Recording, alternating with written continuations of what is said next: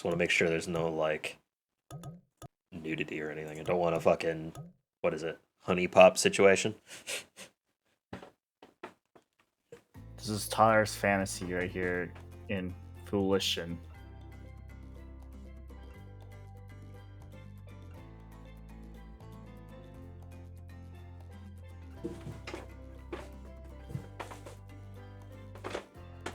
All right, let's get this going. You ready, Calvin?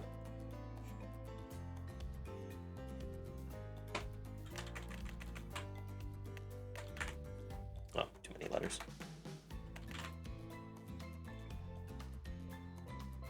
this is Tyler's fantasy come Foolish and Well, if the artist was in here, then maybe.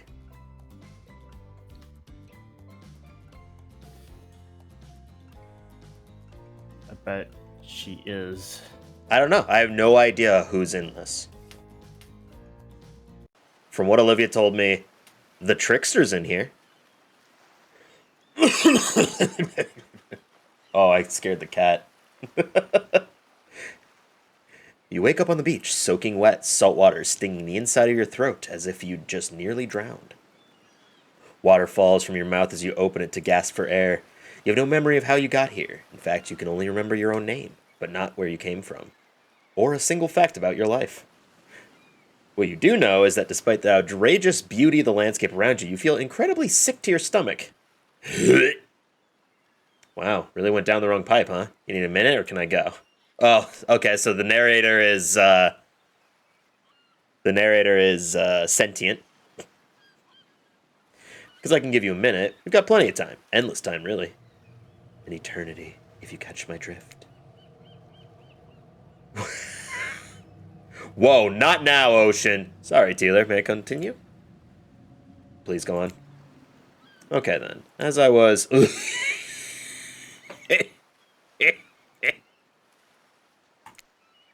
As I was saying, you look down at your feet, ankle deep in the crystal blue water of a newly arrived wave. As the water recedes back into the ocean, it reveals a grotesque discovery. Oh! Gizmo. No, this is not Gizmo. This is anything but Gizmo. A decomposing face stares up at you from beneath the sand. All you can do is vomit a stream of dark bile, bugs, worms, and other ick. Questions race through your mind. Where are you? How did you get here? Who is behind this incredibly charming and well-spoken voice in your head? However, answers don't come easy. Your mind is completely blank. What will you do? Run. You turn away from this wretched sight and begin to run, but the beach, it's endless. Despite how far you run, you get nowhere. Exhausted, you stop and look behind you. Your footsteps erased by soft blue waves, you turn inland. Considering your lack of options, you've got no choice but to walk into the brush. However, the beauty of the beach is not shared by the darkness of the palmy woods before you. There's nothing inviting about that shadowy forest. Terror freezes you in your steps. Why are you trying to run away? This is paradise. You're here to enjoy yourself, don't you know? Have a little bit of fun. Take charge of your own experience. Well, that was sure weird, that voice again. Do oceans normally talk? Your memory isn't right, but you're pretty sure you remember learning as a child that oceans do not speak directly to people in spooky terms. Your mind doesn't have a chance to linger any longer on your current situation as you feel something soft bump into your foot. What the fuck? What is this game? I'm already confused. That's the whole point. When you look down, you find a volleyball sitting in the sand there next to you. It's like haiku. You stare down, frozen. A voice calls out from behind you. Little help, please. Turn around when you see what's waiting for you, your jaw just about hits the ground. She's so buff. Okay, so from that angle, oh, Jesus. Okay, the Huntress has Makoto hair from Persona 5. Her leg is still disconnected. That's concern. Okay, you also got blood all over your hands. This is less sexy than I thought it would be. I'm very concerned with everyone. This is your fancy right here. I'm very concerned. Although, like I said, she's got Makoto hair. The Huntress has, like, Makoto hair. 4 gorgeous monsters stand halfway between you and a well-tended volleyball court. Each of them oozes with undead energy, a magical aura reaching out and penetrating you via your eyes. Your heart begins to race. Curiosity, fear, desire. You can't help but stare at those casually dressed, let's call them killers. I don't know, not to be judgmental, but that's just the energy they put out there. So many competing feelings rush through your mind at once that you are completely paralyzed. Hello? There are weird days, and then there's this. All you can do is look down at the ball, back up at this monstrous lineup of, well, literal monsters. Sexy-ass monsters, though. What do you do? Yeah, toss it back. What were you doing your fantasy? Toss it back. Shut up. This is not my fantasy. Although. You bend down and grab the ball. It's warm from sitting in the sand on this beautiful day. When you get the ball to toss, it arcs beautifully through the air and lands right in the Huntress's hands. Not bad, stranger. Huntress's muscles ripple as she grips it in her hands. You look her up and down and consider what it might be like to be held tightly in those strong arms. Warm, perhaps. Maybe a little sweaty, but that's okay. It's natural. This is weird. Try hard much? Blech. Alright, the spirit is a tsundere. They're speaking directly to you, but you still can't bring yourself to reply. You're entranced. When you snap out of it, you realize that everyone has gone back to the volleyball court. Alone again, you look across the beach at these strange residents who casually bat a volleyball back and forth, happily ignoring your intrusion onto their private beach. Should you be frightened, worried, excited? I did refer to them as killers, not to give too much away. But at the same time, damn, they are looking very appealing in their own way, and nobody so much as lifted a blood-soaked finger in your direction. Don't be scared, Tila. You were made for this. Well, geez, if the spooky ocean voice says not to be scared, I'm sure it's all going to work out. With no good reason not to, you decide to head over and see what happens next. It seems like you've derailed the volleyball game just by showing up. You derailed the game just by showing up, nitwit. And I guess you're also a nitwit. Look, it's best to just go with what Trapper says when he says it. That's a policy I hold for pretty much anyone who always seems to have fresh blood on their hands. Hey, don't worry about it. It's all just a game. Existence, that is. Fuck, okay. Besides, you seem a lot more interesting than a silly little game. What's your deal? What brings you here? You mean that they're here to do more than distract from my total domination? That was Wraith. That sigh means he was done with the game, too. Either that or he saw a butterfly or something. Look, I don't care why this slack-jawed moron is here. I just want to know, can I kill them or not? You know you can't. At least, not yet. Oh my god, okay. Oh yeah, not yet. Hey Taylor, you might want to, say something? Actually, never mind. There'll be plenty of time for that soon enough. Right now, this group has some questions for you. But be warned, answer quickly and answer well. This is a timed quiz, and it will be very important later. Very important. Or not important in any way whatsoever. Probably that one. I can't remember. How attractive would you say you are? Not at all. Never thought of myself as attractive. Whoa, watch it. That's bullshit. You're beautiful, you hear me? If you could have any superpower, what would it be? Flight. Flight for sure. Technically, I suppose I can fly. Honestly, that's not all that cracked up to be. As far as I go, I'm still not where I want to be. What was your best subject in school? Math. Probably math. It's the only thing that makes sense when you think about it. What's your favorite animal? What the hell's a mustelid? What? What's a mustelid? 100%. What the hell is that? To be honest, you have no idea what a mustelid is. And you're just hoping it's some secret answer that results in a hilarious Easter egg, right? Well, yeah, because there is no Easter egg. It's just another word for ferrets and stuff like that. Oh, well, to be fair, that would have been the answer anyways. What's your favorite color? There's no green? Well, I guess 3-day-old corpse is green, right?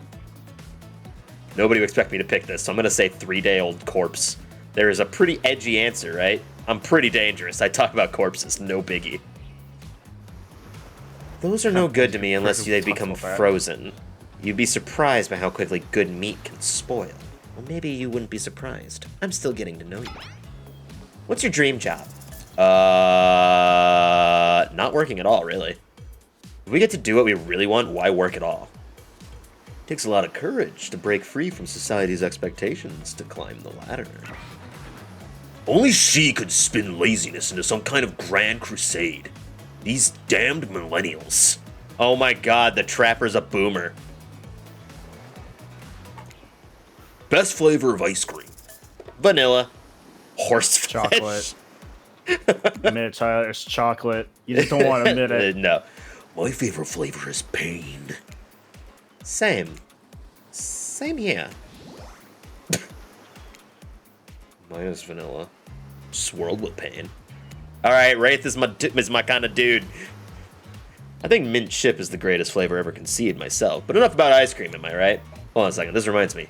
I am right. Always. It's a lesson you should learn before we go too much further. Do what I say if you want to survive. Pick mint chip. We're teaching lessons now, narrator. You rascal. Kill or be killed is the rule on this island, even for faceless voices. Tell me, what's the best flavor of ice cream? I'm gonna go with mint chip. Gonna go with mint chip, disembodied voice in my head. Best flavor is mint chip. So obedient. I think you're gonna do just fine. Anywho, now that you know so much about you, I'm sure the group wants you to start getting to know them. I'm Trapper. I'm pretty much run things around here. I'm the smartest, richest, strongest person on this whole island. I don't like losers. If you want to know what a loser is, say hello to Wraith. Hi, I'm Wraith. I'm nothing like everyone else. I like nice people and loathe big dumb idiots. Hey, what's up? I'm Spirit. I don't like most things. I don't really hate most things either. It's not worth my time, but the things I do hate, I really hate, you know? Based on my personal observations, life is nothing but suffering, and society is a carefully calculated lie to keep everyone subservient to those in power. It's better to choose to just not take part. Well, fuck. Okay. Jeez. It's like she was downright murdered by society. She hates it so much. Oh no, wait. I'm remembering Spirit's story now, and that's almost exactly what happened. Hi, I'm Huntress. I don't like these bummers. Don't let these bummers get you down. There's lots of fun to be had on this island, along with lots of love. Yeah, there is, if you know what I mean. Grow up. Grow a body. I've explained this 1,000 times. I'm dead, but I'm not a literal ghost. I just create a trail of fog. I'm not made of it. Whatever, fog body. That's not nice. He's not nice. You love it. Only sometimes. Ew, really? That's disgusting. That's why she likes it. Don't speak for me. I also hate it. Holy fuck, they talk so fast. Okay. Stop speaking entirely, actually. For the first time ever, I agree with Wraith. Let's move on, otherwise they'll do this all day. Besides, if I know this crew, and I do, they'll want to show off soon enough. If we're done playing, let's do something else instead. Wow, for once I actually agree with the meathead. I say we go to my yacht. It's the massive boat docked nearby. I'll give everyone a taste of true luxury and power. He's doing JoJo poses. I can't dislike a JoJo pose. Wraith rolls his eyes. Don't mind him. He just hates fun and happiness. No, I hate the endless, disparate, soul-crushing pursuit of wealth, the way it's flaunted needlessly, and the cruelty it engenders. What about hanging out by the pool? I find the water calming, simple, beautiful. Hey, what about our volleyball game? We can exercise and have some fun as a group. Are you serious? There's a perfectly good lounge to chill out at right now. I'm tired, and besides, I hate being in the sun. Ooh. Fuck, I actually have to pick? Pick. Shit, who do I go for? Wraith or Huntress? Wraith picked vanilla ice cream, we're going with Wraith. I'd be down for a dip in the pool. Whoa, the pool? You actually want to go to the pool? Well, I mean, sure, why not? I've got good ideas. What's wrong with my ideas? The pool is great. Everyone knows that. All over the world, if people agree on one thing, it's that pools are great. Calvin, do you like the pools? Are you a pool kind of guy? Narcissistic. What? I see you like narcissistic characters. He's not a narcissist. The narcissist is the trapper. Are you kidding me? Look, we've got a whole ocean right here, and they still put a pool in a pool because pools are just, you know, great. Just a real special treat. And you thought it was bad when he stayed quiet. Oh! Is that Claude? That's Claudette and Dwight. Hold on. No, it's not. That's not Pizza Dwight. It's not Pizza Dwight. It's Chill Dwight. No, it's Hawaii Hold Dwight. on for just one moment. This is Dwight and Claudette, our activities coordinators. Calvin, he kind of looks like you in this pose with that haircut and the glasses. He kind of looks a little bit like you. What you're saying, Tyler? I'm saying that you have a bone protruding out of your hand.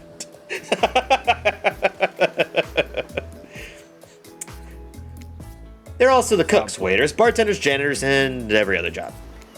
They're the only help remaining on the island. Oh. This place we call Murderer's Island. Cue dramatic musical flourish. None of the others survived. Survived the interview process, I mean. Hence why we shall heretofore... What? Heretofore refers to them as survivors with a capital S. What the fuck is that? These two have worked here a long time. So very long, I don't actually know how long it's been. Sorry, anyway. I should probably let Dwight and Claudette do their mandated jobs. They sure look happy, but they're vibrating with a nervous energy that is starting to give me the creeps. What the fuck? The immediate pose. We'll now escort the group up to the venue of your choosing. However, in the future, we recommend waiting for us to present you with your options whenever possible. Don't just run off to various activities unsupervised. We don't have much autonomy around here. The least you can do is allow us to do our job. The most you can do is help us get off this island. Dwight! Yeah, pardon me. Please, follow us. Hey, narrator. Yes, something I can help you with. Those two, Claudette and Dwight, did they just start to mention something about wanting to escape? Is escape an option? Should I be trying to escape? Escape? Them? Oh, no. I think you're mistaken. It seemed like Dwight was asking for help to get off this island, though. Oh, right, that. Yes, that's true, he was. But he just meant that he wants to get to the other vacation island getaway, a couple miles south of here. It is much fancier accommodations than this island. It's one of those big corporate outfits, quite exclusive, where all the famous celebrities hang out. Very luxurious. Don't quite have the charm that this island has, though. Trust me, you wouldn't want to go there. With all that money comes a lot of restrictions. This is where you belong. Now, off you go. It's time for an activity on this island. Your decisions matter, mostly. When I agree with them, not like that other island. So what'll it be? Oh, alright. To be honest, he did seem kind of like a tool, so we're gonna go volleyballing instead. Wow, it's so exciting to have someone else into athletics on the island. Spirit and Wraith are so boring, and Trapper is so predictable, relying on brute strength to win games. He has no respect at all for grace and skill. Thank goodness you didn't choose the yacht. What kind of a person wants to be a sitting duck in the middle of an open ocean? You're just asking for a sneak attack from an elk. Wait, what? Elk are peaceful. What? Wait. Does she hunt animals because she actually thinks that they're evil? Evil. Evil elk. Evil. Wondered how long it would take for her to bring up an elk attack. Oh, I bet it must be something with her, like, backstory, I'm guessing. Game starting up again? Make sure you're watching close. She's really something, huh? Elk don't swim. Live in the forest long enough and you'll see an elk swim. Believe you me. Cheer for me, cute stuff. Jesus, her muscles are as big as her fucking head. The killers resumed their place on the volleyball court and resumed the match they were playing before you arrived. Hey, fancy a lemonade? I see you working up a thirst, eyeing those bouncing buns playing volleyball.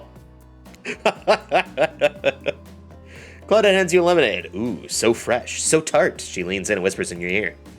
Who would you bet on to win? Who's the MVP of your little heart?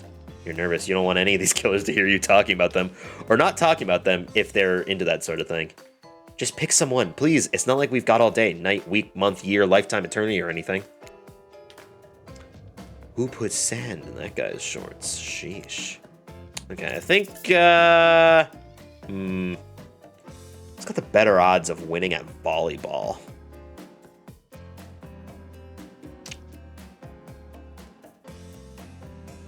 I want to say the Spirit, just because she's got that power to go invisible, you'll aim for a spot and she'll just appear out of nowhere and hit it. Then again, the Huntress is very strong. Huntress? Oh shoot, Huntress overheard you. Aw, you've got your eye on me. Does she have fangs? No, that's just part of her teeth. I'm flattered that you think I'm good, but honestly, I'm a little annoyed that I've been so flashy with my moves. Usually I'm so sneaky that you can barely see me at all. Huntress is totally kicking my butt, correct answer. I'm allowed to support the other people on this island, right? Oh jeez, I have no idea what the rules are here. Are there even rules? I should have stayed in my secret. Larry. My secret Larry. Wow, what a game. It's a tie. Can there even be a tie in volleyball? No one knows since this is everyone's first time playing. These killers don't usually have time for team sports amid their busy schedule of brutally tearing survivors to shreds. Hey, is Claudette crying? Are you okay, Claudette? Probably just shedding a tear for her lost fellow survivors. You know, this resort had 4 employees when it opened. It's nothing. I'm totally fine. Whatever you say, boss. Oh, look, the killers have dispersed and are all cooling down in their own way. Spirit is reading a novel. Trapper is stretching sensually in between chainsaw curls. Wraith is standing on the beach, desperately hoping that the sand will swallow him up, and Huntress is doing some target practice with her bloodied hatchet. You feel a nudge. Dwight is looking at you expectantly. You should really make a move. Life is short. You get snuffed out at any time of day. Carpe diem. Carpe PM. Carpe nowum. Go ahead, chat one of them up. So which killer has caught your eye? Let's just keep going with the Huntress. Get over to Huntress. After all, this whole sporty hangout thing was her idea. Might as well see how she's doing. You're really great out there. Where'd you learn to move like that? Though, whose moves? My moves? These moves? They're nothing. Huntress blushes a bit from beneath her mask. It's cute on cute, if you ask me. Sometimes you gotta look past some bloodstains. A lot of men have run for their lives in my presence. You really learn a lot about what the human body is capable of in those types of scenarios. Yeah, Tyler. Sorry! Didn't think that the Huntress was also a doctor. I love to exercise. In a way, we're all running for our lives when we keep in shape. I guess I've never thought of fitness that way. Maybe it's time to start. You never know who's coming for you through the brush as fast as they can, propelled forward by hunger, desperation, or just plain old boredom. That can was timed. Doesn't seem like boredom is going to be your problem, surrounded by all these characters. Survival, on the other hand, you're gonna need to compensate for your lack of killer instinct. What's your style? Oh my god, are these actually gonna give me like perks or something? Because I know grit's a perk. I don't know about imagination though. Imagination, you gotta get creative. What I lack in fitness, I try to make up for in imagination. I like to make up little games for myself to play. My imagination is very vivid. I can imagine the two of us panting, sweating, our clothes torn. I'm with you. Our hands gripping the sheer face of a cliff's rock wall as we climb. Not exactly where I was going, but sure. Up to a cavern entrance, a dark cave, slick with dew, shimmering in moonlight. I'm back with you. A pack of wolves await us there. Friends, enemies, dinner. We look into each other's eyes, then back at the wolves, and then together we howl. Howl! Sure sounds exciting. My blood is pumping just thinking about it. She has a very active imagination. Come on, everyone. The fun and games can't be over already. I get it. Volleyball, not ruthless enough. Look at us. We crave action. We crave excitement. We crave the thrill of the hunt. Funny joke. It's time to see if our friend here has the hunter's instinct. Oh no. I saw you surveying me like prey on the volleyball court, Teeler. Oh no. Oh god, am I about to be dead? Am I about to get murdered immediately? Huntress No, waves you a didn't. bloody axe in the air, and you step back nervously before you realize she's not waving it at you. She's handing it to you. Oh, okay, thank God. This was a DLC. This was just a loading screen to have you just be in the game. Solo run from the Huntress as she throws hatchets at you. That's the entire game. It's just mini games of the other killers having to solo against you or something. No, it's just a game that just is a trick. That opens your Dead by Daylight game. You just like put you in the lobby right away. I really hope that the costumes for these killers get translated over to Dead by Daylight, because I would run around as a dress-wearing Huntress like every game.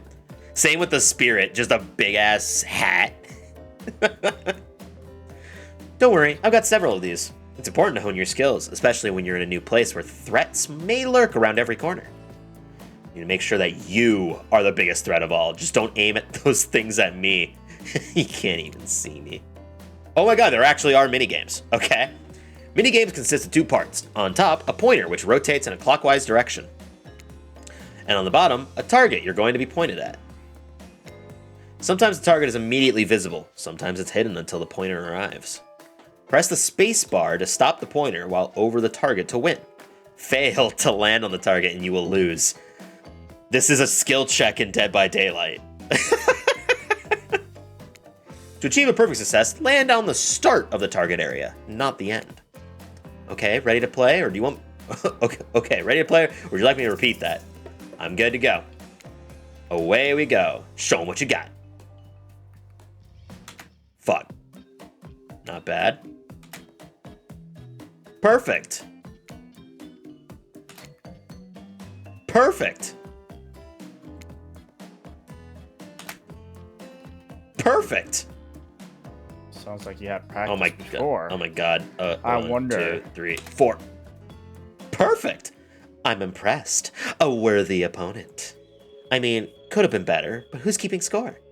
For the record, I am, and you got 9 points. Hatchet throwing? Cool, I guess. I like my stabbing to be a bit more up close and personal. Somewhere a loud horn blows and the survivors snap into action. Time's up. You heard him. Get to the next activity! Oh. Seems like the next activity is mealtime? Oh, quaint. You're expecting what? Capture the flag? Do you know how complicated it is to run a game like that? Much more so than sitting and talking. You arrive at the cookout area to find an assortment of picnic tables scattered around. What were you expecting? Some kind of grand hall with a huge banquet table? This ain't some prestigious fantasy epic like you'd find on cable. Dwight and Claudette usher you to your seat, but there's a very limited seating directly around you. And oh, great, terrific. Seems like everyone wants to sit next to you. Even better is that they don't want to sit next to certain other people either. To start, no one wants to sit next to Trapper. Meanwhile, he refuses to sit next to Wraith or Trickster. Whoa!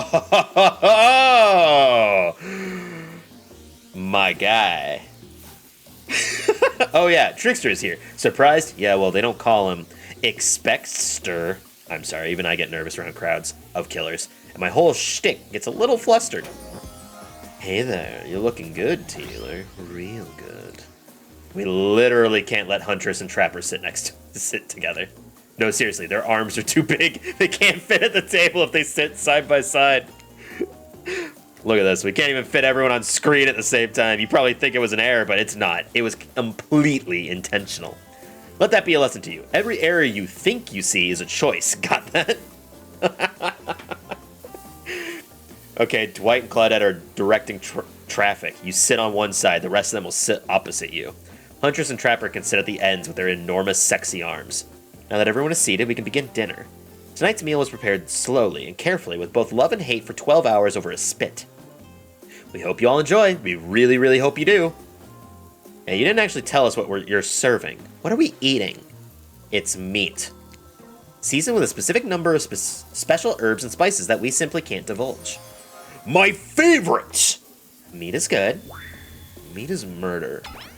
Which, you know, considering what you've been up to, who are you getting judgy now? I'm just sharing facts, and you need to murder something to eat its meat. So that's like technically true. Technically true is the best kind of true. Okay, enough yapping, let's eat! Hey, Taylor, you thinking what I'm thinking? It's gotta be a person on that spit, right? Or several parts of overlapping people, perhaps. I haven't seen many pigs wearing palm tree button-down prints, you know? You look closely at the spit, you spot what definitely appears to be scraps of fabric sandwiched between some layers of meat. I think I might be sick. Is there something else to eat? This took 12 hours, and we do literally everything on this island. Actually, there's one thing you're not doing today. You're not carving up this delectable meal. Wow, he's right for a change, because I am with my broad axe. It's the perfect tool for easily chopping anything in twain. First, who says twain? Sometimes I swear, it's like we're all from completely different historical eras. Second, I'll handle this with my cleaver, fast, powerful, and clean. At least it's clean when the meat is cooked, no blood. Ugh, you two and your ridiculous bicep swinging contest. Enough, grow up. Obviously, my gorgeous katana is the only option. Ovs. The hell it is. Oh my god, okay. Oh, I'll show you both my katana and send you to actual hell if you'd like. Please stop, please. I hate when we fight or talk, or even when we look at each other in the eye. I can do it. I have the skull of Azeroth. Great. Instead of slicing it up, you can club it to a second death. Hey, Taylor, I know this isn't what you want to eat, but hurry up and volunteer to carve up Felix. I mean, dinner. Otherwise, this will go on for hours. No hyperbole. They once argued over who had the most effective weapons for 72 hours straight. Okay, we're going to be 100% honest. The katana is the most effective weapon here.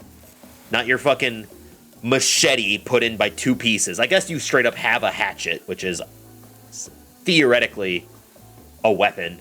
But you're holding a club, sir. That is not a weapon. It doesn't matter which one does it. When they're done, they will take even longer cleaning their weapon, all while explaining the value in maintaining your tools. Despite being a bunch of cold-blooded killers, for some reason, they're always terrified of tetanus. Hey, why don't you just let me carve up dinner? Splendid idea. We'd hate for it to get cold. We hated when it got cold.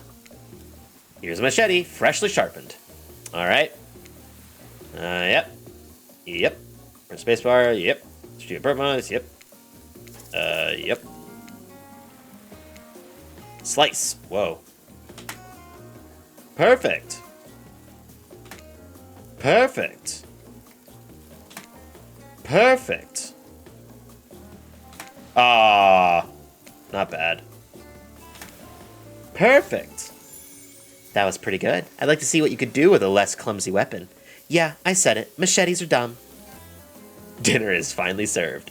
For real. The sounds, especially coming from the masked killers while they eat, which involves lifting their masks and shoving food up behind them, are nasty. Spirit, meanwhile, doesn't even eat. She's the only one who seems to really be embracing being dead. They're all dead, right? This is obviously hell. I mean, come on, we're still trying to be mysterious here. You think mystery comes easy? Claudette and Dwight aren't the only ones who've been working their asses off to make this night perfect. Well, at least they're lifting their masks. This is only 99% as disgusting as it could be if they just tried to mash stuff through there. Spirit, why aren't you hungry? The two best things about being dead is not having to eat. That's only one thing. That's about it, Teeler. Number two is no number two. Oh. Aha, Tiny. The spirit doesn't poop. Thus proving that girls do not poop. Even if I wanted to eat, I have no idea what would actually follow. You might have noticed, but I'm mostly just a bunch of dismembered body parts floating in a spectral form. Do you see how deep these cuts on my abdomen is? I don't think my digestive tract connects anymore. Gonna hurl. Between the food and the behavior of this group, this might be the worst meal in history. But even worse is they're staring at you. You're not eating. They don't like that. Oh god. I think they want an explanation of why. What do you want to tell them? Don't be sorry. That shows weakness. They'll murder the shit out of you.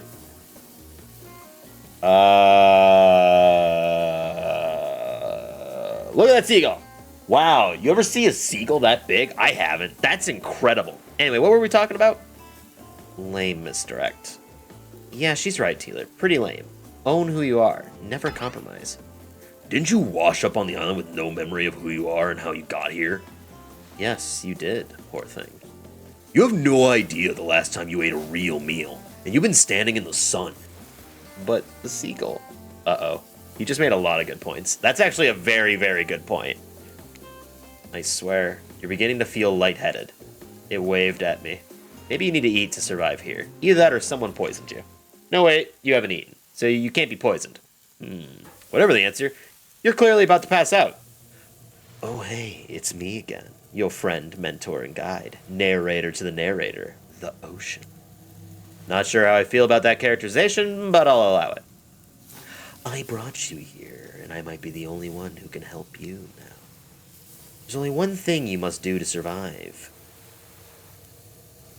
Give me a sec.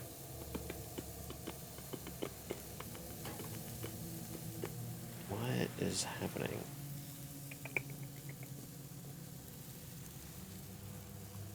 Okay. No, everything's fine. I don't know what that was about, but... yeah, all's good. Weird. There's only one thing that you must do to survive. You have to figure out why you're really here. No one can tell you, not unless you follow the right path, or at least a right path. There's too many of those to count. Hopefully you pick at least one of them. Because there are even more wrong paths. Many of them lead to your demise. Others lead to something even worse. Starting scenes over and having to fast forward back to where we were, am I right?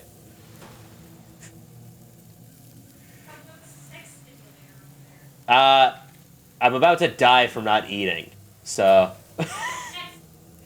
For this place holds many secrets, even for itself.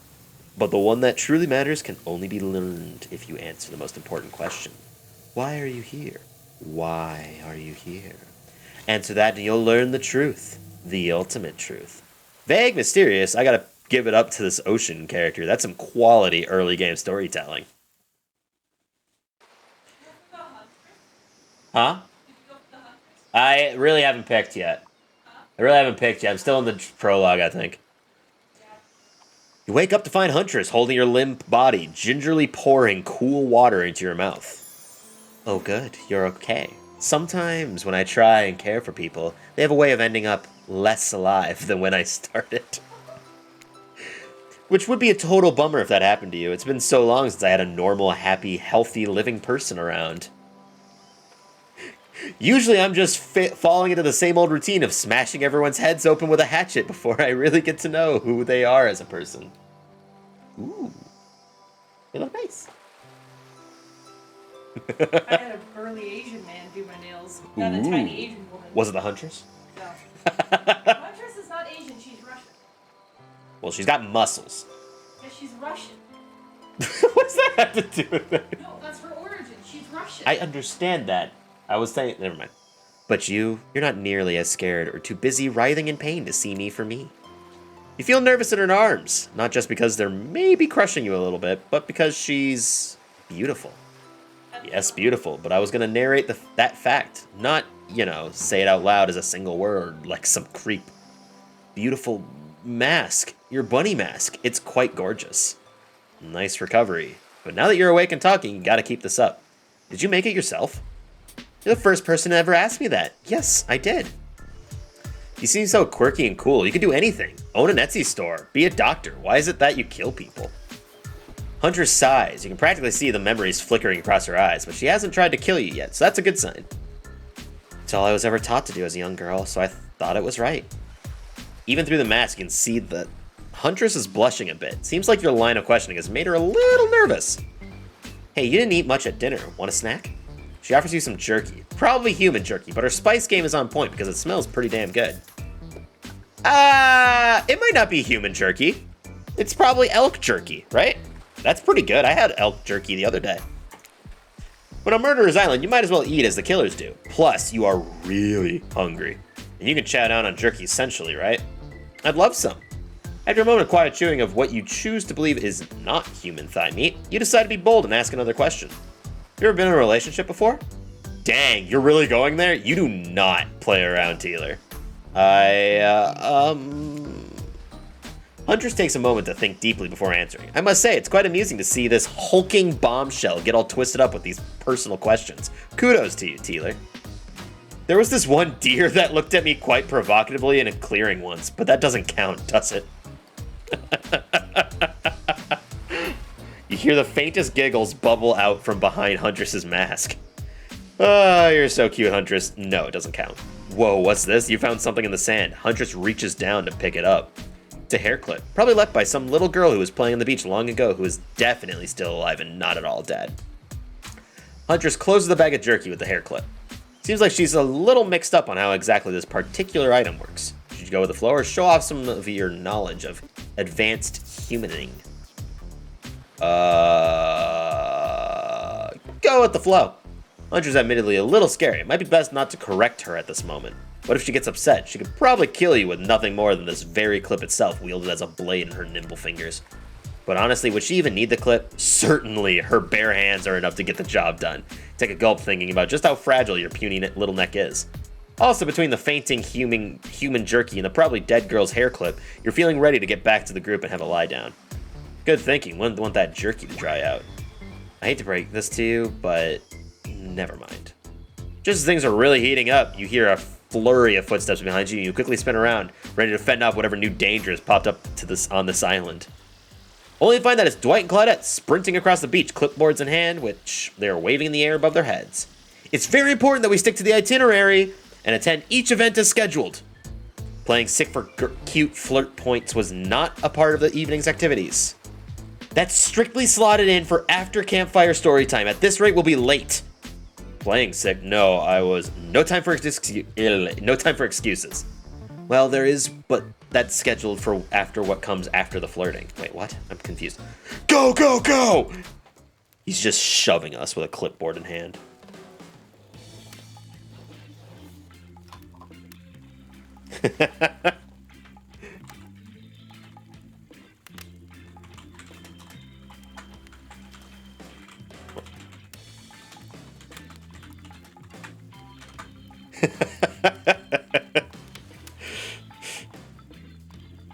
Hold on, I'm responding to Jordan.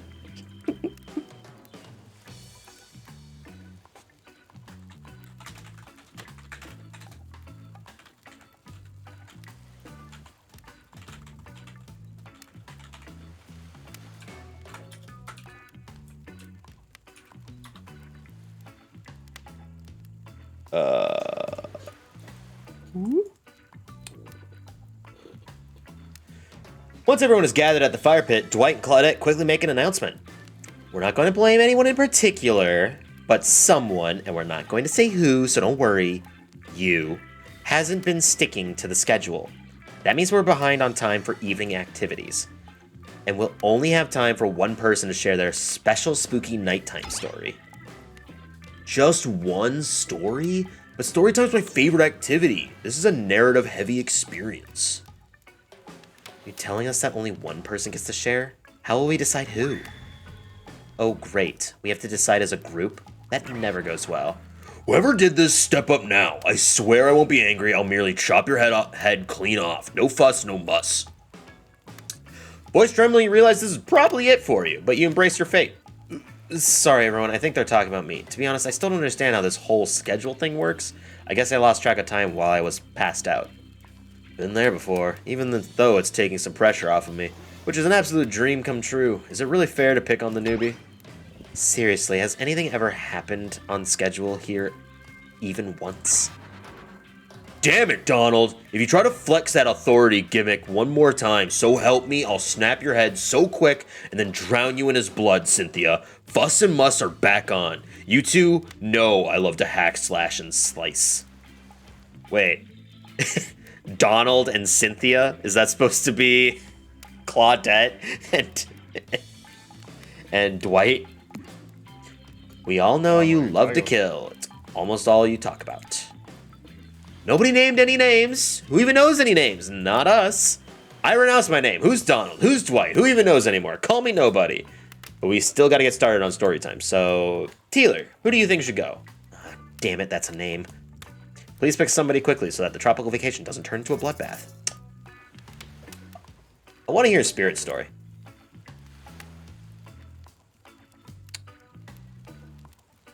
I choose Spirit.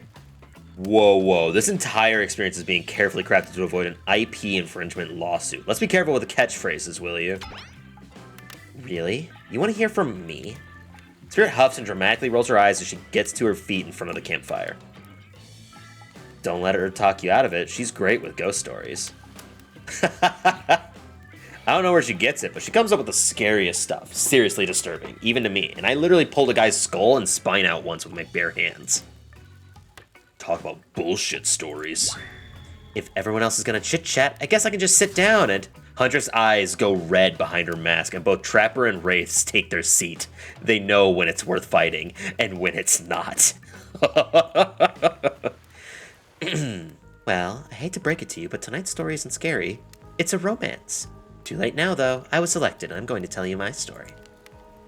I call it The Prisoner's Kiss. You notice that Huntress and Wraith are both sharing a giant tub of popcorn. Nobody offered you popcorn. It was a dark summer night. Warm rain seeped from the sky like blood from an old wound. Detective Hada, a celebrated investigator and renowned hostage negotiator, was called to the scene of a strange occurrence, unlike anything she had ever seen before. When she arrived, the scene was chaotic. Crowds had begun to gather. A dozen other officers were doing everything they could to keep curious onlookers away. But how could anyone resist wanting to know more?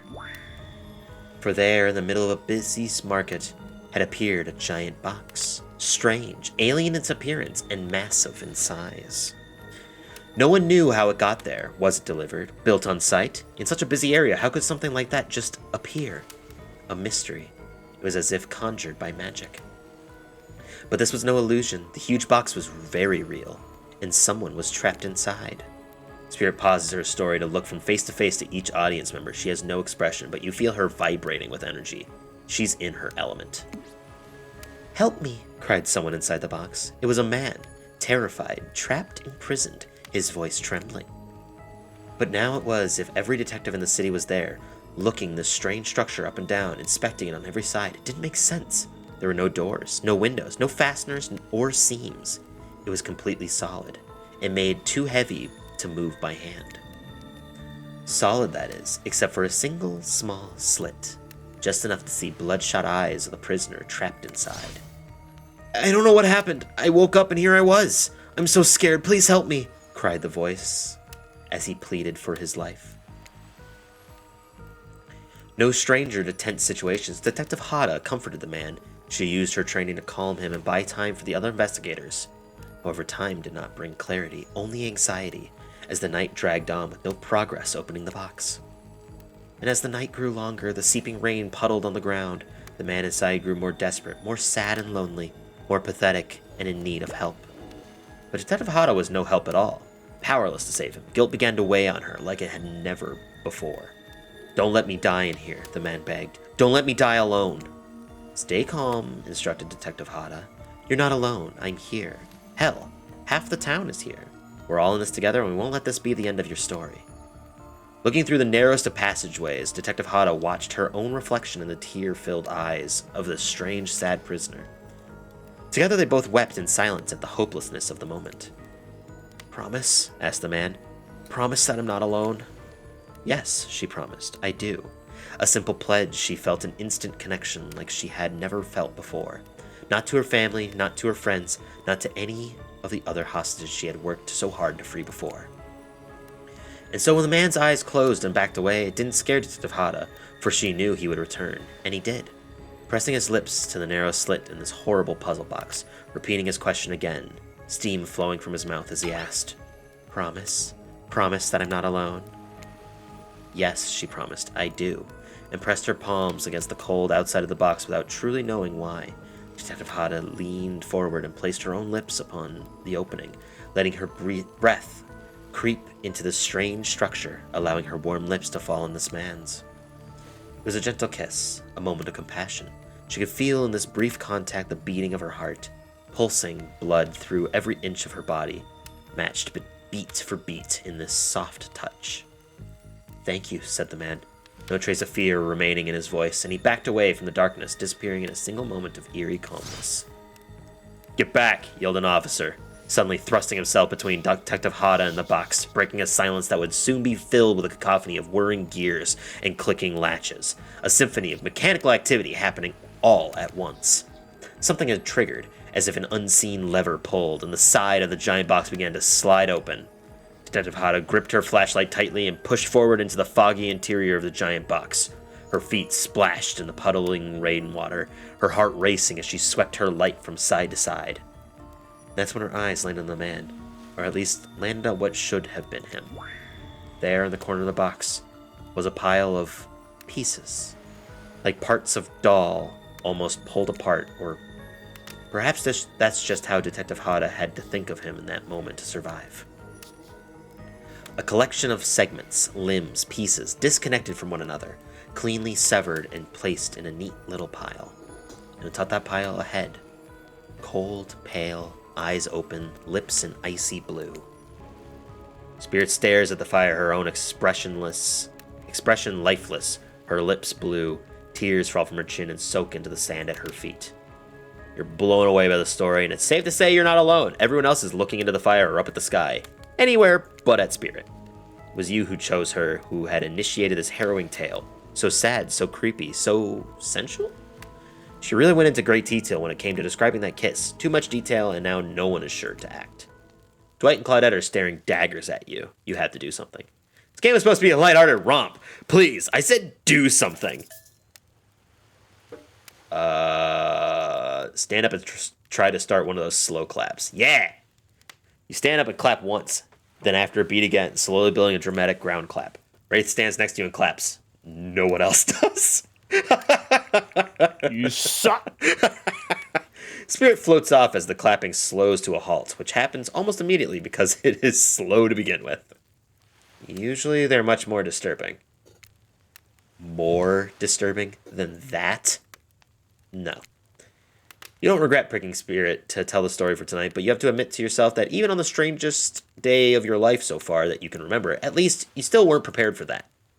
On that note, everyone decides it's time to take a break and split up for a little bit so they can all have a moment alone before bed. Everyone leaves and you're alone by the fire. The only thing you hear is the ocean slowly lapping against the shore. This is nice. True moment of peace and tranquility that lasts for all of 7 seconds because Trickster shows up and he's blaring his latest song. Oh yeah. Hey baby, you look lonely. Mind if I join you? He doesn't wait for an answer. I know you've been hearing from these guppies all day, but I want you to hear something from a big fish like me. Something special those in charge of this island don't want you to hear. I am the ultimate catch on this island, the only lobster in an ocean of sardines. No one can give you what I can. You just have to find me. Come find me, baby. Trickster leaves. You're a bit confused about what to make of his cryptic clues, but you aren't going to get any time to yourself to think about them just yet. Spirit approaches you. You know, I was watching you while I told my story. I could tell it was having an effect on you. This fog that follows me around, I could feel you breathing heavily, taking me in. You and I are both absolutely flabbergasted at that piece of information. Legit, you learn something new every day, even when you're a god. I mean, a narrator. You're doing it again right now. You need to calm down. You should come to the hot tub with me. That escalated very quickly. Dipping in hot tubs with the Spirit. You've come a long way in a single day. I'm not saying you shouldn't follow her. An offer like that. Just don't forget our little talk.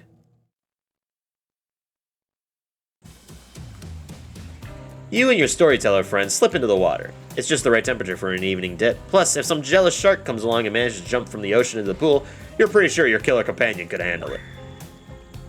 I just want to be totally clear. Even though the story bore some similarities to my life, it was not about me in any way, shape, or form. Not symbolically, not metaphorically, not any otherically. I believe you completely. Sure, you were cut into pieces in your life, and so was the person in the story. A perfectly normal coincidence. Sure, you're on this island, trapped one might say, in a most puzzling place. Also a completely regular coincidence. And sure, his lips are blue. Your lips are blue.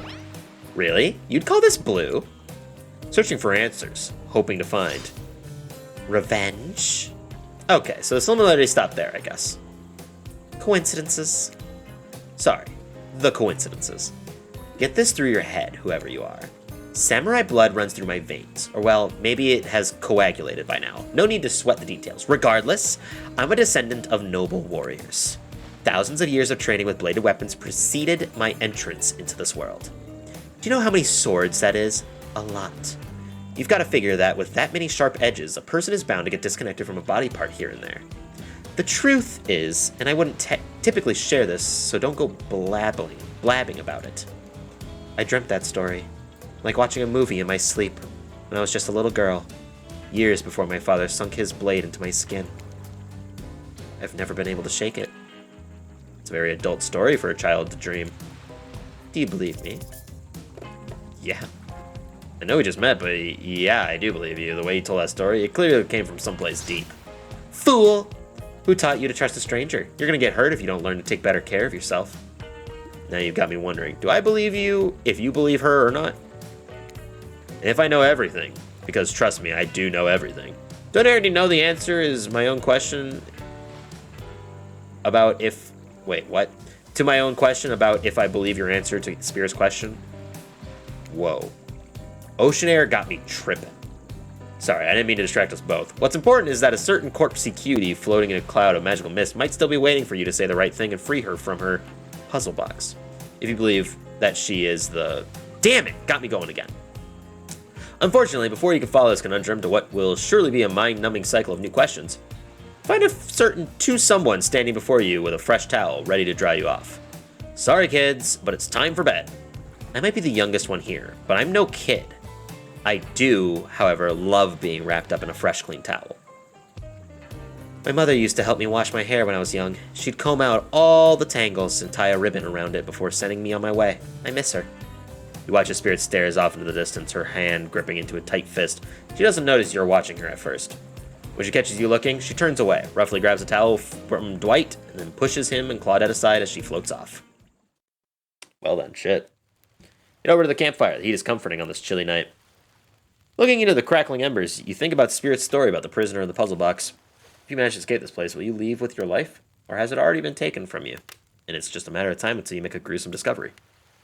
Before you can dwell too much on your fate, Claudette and Dwight arrive. Their now familiar creepy smiles stretch from ear to ear. It's a bit menacing to see a smile like that lit by firelight. We must apologize for the accommodations. We weren't prepared for another guest, but we're going to make you comfortable, or die trying. They hand over a pillow and blanket and welcome you to snuggle up by the fire. Perhaps some music will put you at ease. Just try to keep the volume to a minimum. Our other guests aren't the types you'll want to rob of their beauty sleep. Oh no. Minigame consists of 2 parts. Up. Wait, what? Wait, okay, that was different. Repeat the instructions. Minigame consists of 2 parts. At the bottom, the target you're going to be pointing at. This here upcoming minigame is a special minigame. Perfect for the less coordinated because there is no winning or losing. Well, not technically. Whenever the pointer stops, that's your result. Suppose it doesn't stop where you want it to. That's a bit like losing, but no one has to know if you don't tell them. Okay, ready to play, or would you like me to repeat that? Ready. Away we go. As you relax and look into the fire, the radio begins to fuzz and flicker. You examine it and decide that you might adjust the dial and fix it. Oh.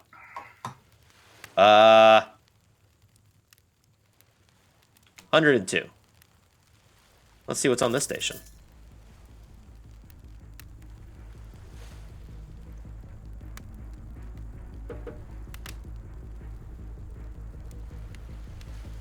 And listen more. Let's do 90. No, 100.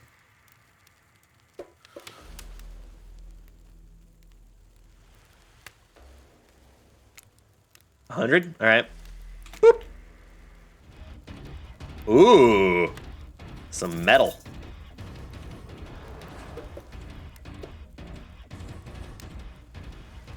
This is totally gonna get me killed, but I'm gonna check all of them. 94. Ooh.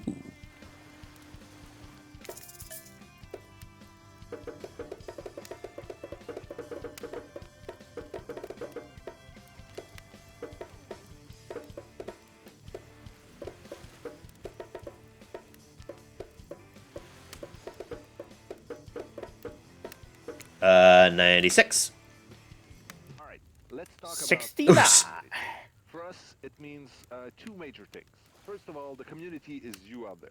It's you and everybody else either playing the game or talking about the game or creating content relating to the game or being inspired by the game to write music or to make outfits. Is this? Everybody that's part of what makes Dead by Daylight this amazingly rich, passionate environment. It means groups of people interact on It's a every single dev possible talking about how platform. thankful he is to the community of Dead by Daylight. That is clever. Play by themselves and never talk to anybody. So it's important for us to be able to break it down and figure out exactly.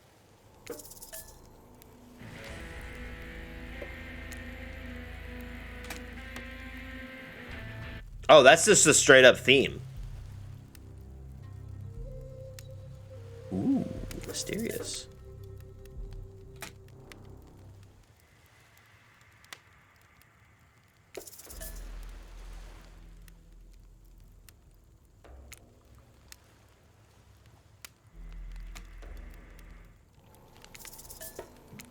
Turn it off. No matter how many things you listen to, you still can't sleep. You decide to ask one of the killers to spend a little more time with you until you're sleepier. Who would you like to summon to your side as you lay by the fire? Go with the Huntress. Huntress, are you around? I was wondering if I could get a little company. Huntress appears in an instant. Really didn't hear her coming. She's more than happy to tell you her secret for falling asleep when she's feeling restless. What is that? If a Soviet lullaby doesn't work, the special mushroom tea has always done the trick. When I'm not coating the blade of my hatchet in it to ease the passing of my victims, I'm steeping it in a piping hot mug of water. Try it. You do. You finally start to feel sleepy, except maybe this isn't really a sleepy feeling. Maybe you're paralyzed. Try to keep your eyes open, but you can't. Darkness overtakes you. The dark voice from earlier speaks to you again. It shouldn't still be as spooky, but now you've had a whole day of strange voices in your head, but this is still one is still undeniably odd. Really worked up a sweat watching those killers toss the ball around, huh? Would it have hurt so much to go splash around in some cool ocean waves afterwards? I'm just saying. I'm out here, you know. You wake suddenly to see someone looming over you. Trapper is sitting beside you, sketching a portrait. Oh, you're awake. I saw you with the Huntress right before bedtime. You know, they're not what they seem. Not like me, who is obviously completely honest and trustworthy. I was out checking to make sure you weren't sleeping near one of my... Actually, never mind. Just be careful where you sit. But since I'm here, I'd like to share two things with you. 1, I do not take rejection well. 2, the first thing is very important to remember. Were you drawing me? Trapper doesn't answer. You aren't drawing stick lines radiating out from me, are you? Still nothing from Trapper. I'm about to get murdered. Look, I'm not an easy guy to get along with, but I am an easy guy to spend time with. That will make sense if you choose to spend time with me tomorrow. The rest of the scum live like rats. They wouldn't know a good time if I bit them on the ass. I mean that literally. Point is, if you select me, you're in for a day of luxury, extravagance, and fun. Yes, I said fun. And if I don't pick you, remember what I said earlier, or it might be the last thing you ever forget. But hey, you look tired. Get some rest, sleep. Maybe even sleep while if you can. Just try not to roll over to the... about 15 feet to your left. Finally alone, for real this time maybe, you drift up to sleep again. Hopefully you're not poisoned. He's gonna kill me. I'm gonna intentionally avoid him. Am I with the trickster suddenly? Wait a second. Where are we? This isn't... Oh, jeez, it is. It's one of those reality show confessional rooms where all the contestants talk directly to camera. I think today went really well. These are some of my first interactions with someone who isn't a parent that didn't end in bloodshed or untimely perishing in my Russian cottage. So I'm counting today as a win, no matter what happens. What do I think of the newcomer? Do I have to say? Oh, I do. Okay, attractive, mysterious. Really don't know that many other words since I was raised by my mom in the woods until she was skewered by an elk, and I had to wash her entrails off my Seraphon. That being said, the other 3 should make sure to be on their guard. I don't know who this newcomer will want to spend time with tomorrow, but I, for one, will not let my guard down easily. Who knows about the others? Wraith, I think, knows more than he's letting on about this place, but he's a hard nut to crack. Meanwhile, Spirit is just screaming all the time. Major buzzkill. And Trapper? Oof, where do I begin with Trapper? He's buff, sure, but daddy issues much? Sheesh. Look, I don't need anyone. I've been perfectly fine on my own since my mother died. I eat a fine diet of raw deer, bear, and human, and I'm fit as a fiddle. That being said, something about this newcomer makes me think that I might be missing out on some huge part of this thing called life. This is weird. I don't care enough to kill this person, but if anyone else wants to, I don't care enough to stop them. Might have to just kill Dwight to feel anything again. Yeah, today was fun. I don't want to get ahead of myself or really, invest in something that might hurt me, so I don't know. Maybe we'll just see how it goes. Or maybe they'll realize I'm not the one for them. They seem pretty smart, so that's probably what'll happen. I gotta learn to go easier on myself. Who could love me if I can't love myself? Spirit felt absolutely nothing inside. It's fine. Achievement unlocked. Still alive. You open your eyes. The sun is shining, there's not a cloud in the sky, and you feel great. Totally well rested. You're not even suspicious of the fact that you fell asleep by the campfire, but woke up several yards down the beach. Wait, are you on vacation? Was yesterday nothing more than a strange dream? No, not a dream. You really are here for another day. Why? I have no idea. You're obviously a weirdo. Speaking of weirdos, I see the rest of the gang is hanging out on the beach. This is definitely not a dream. I wouldn't rule out a nightmare just yet, though. At least they make for a sexy bunch, no? And talk about sexy, here comes Trickster carrying coffee. Morning, beautiful. I thought you might like a nice cup of joe to start this incredible day off right. That looks like death. Trickster seems suspiciously cheerful. I'm sure there's nothing nefarious behind his joyful demeanor, though. Everyone knows musicians are morning people. I also want to wish you luck. Today is an important one. My only regret is that I won't be a bigger part of it. Budgeting issues. Also, I'm just swamped with engagements, especially on the other island.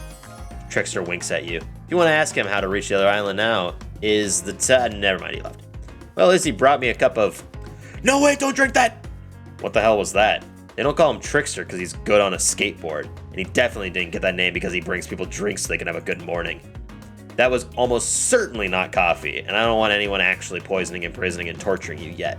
This is supposed to be a tropical paradise, the type of place you give a 5 out of 5, 10 out of 10, 2 thumbs up review to, not an eternal prison of pain.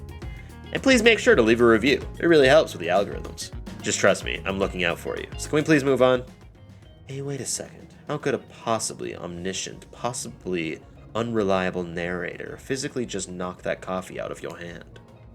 This is not Parliament, and the floor does not recognize the ocean to speak out of turn at this moment. I need no recognition, for I am the ocean. I dominate the land. Wow. I submerge those who defy me and become their watery grave. Actually, speaking of graves, I would like to say something. Something of grave importance. Fine, go ahead.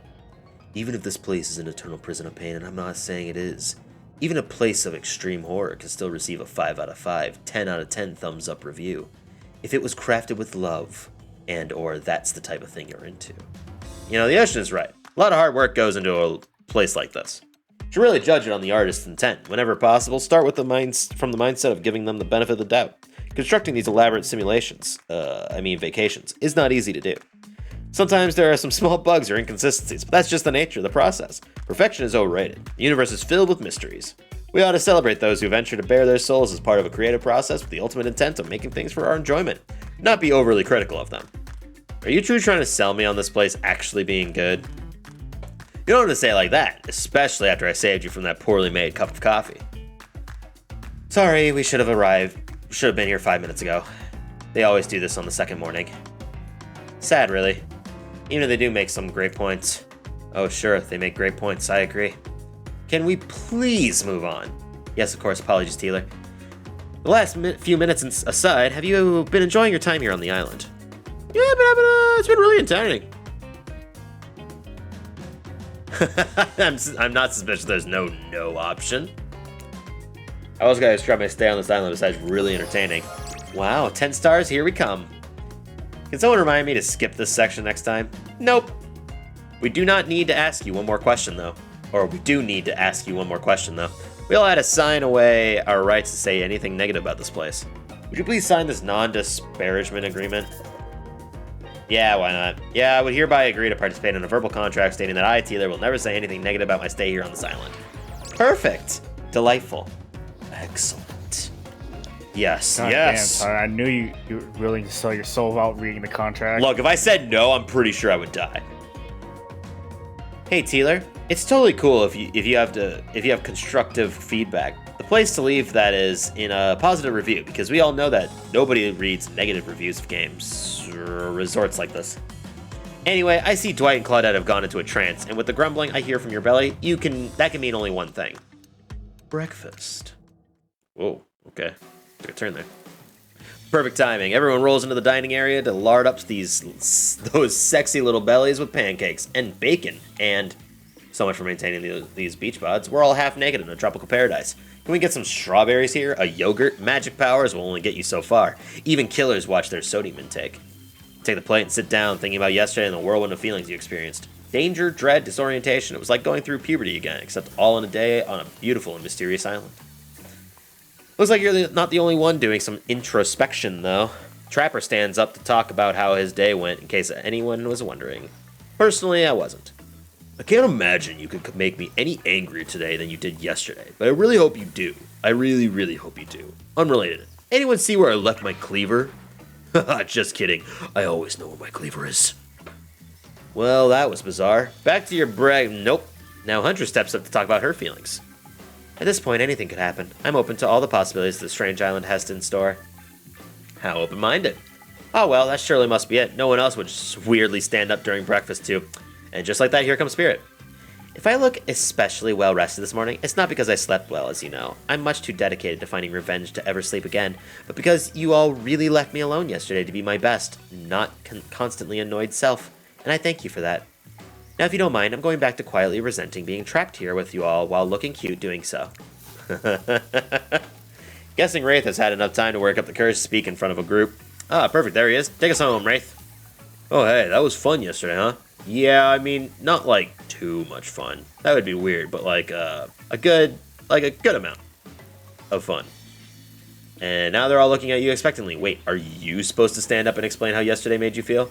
I think I need to process everything by myself. I'll see you all soon. Damn, what a power play. Keep them wanting more. You're getting good at this game. Sexy true-to-life experience. Shame you didn't get to eat any breakfast, but so be it. After breakfast, you head to the hot tub by yourself to clear your head. Yesterday was, in short, a lot. Before you get there, though, something catches your attention.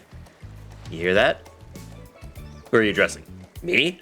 Well, yeah, I guess that is okay, right? You know, I might be pursuing a relationship with one of these 4 fine killers, but it feels like the person I'm getting to know the most is you, narrator. It's only okay in so much as it serves to illustrate that you've lost your mind, seeing how I'm not real and all.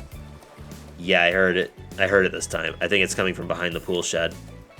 No, stick it in there. A little more, a little more. Oh yeah, that's it, yes. How does that feel? Intense. Nice. Yeah, that feels right. What this is uncomfortable. Whatever they're doing, they're like putting like chairs together or something. I want you to take that and put in it right. Yeah, you know what I'm talking about. Just like that. Exactly like that. I swear I had no idea these two even do whatever it is they are doing. I'm afraid to look. Please say something so they know you're close by and can hear everything. Oh, wow! Look at this super cool bottle of Trickster brand suntan lotion someone left on the chair. Anyone know where I can buy some? Damn it. Oh, come on, a little privacy, please. Dwight is panting and Claudette has a crazed look in her eyes. Sorry, I didn't know how else to let you know I was here and that I could hear you well, you know. Know what? What do you think we were doing? You were doing... I don't know exactly what you were doing, but it sounded like fun. You think 2 people trying to find new ways to kill each other in a desperate search to make their own death permanent is fun? Oops.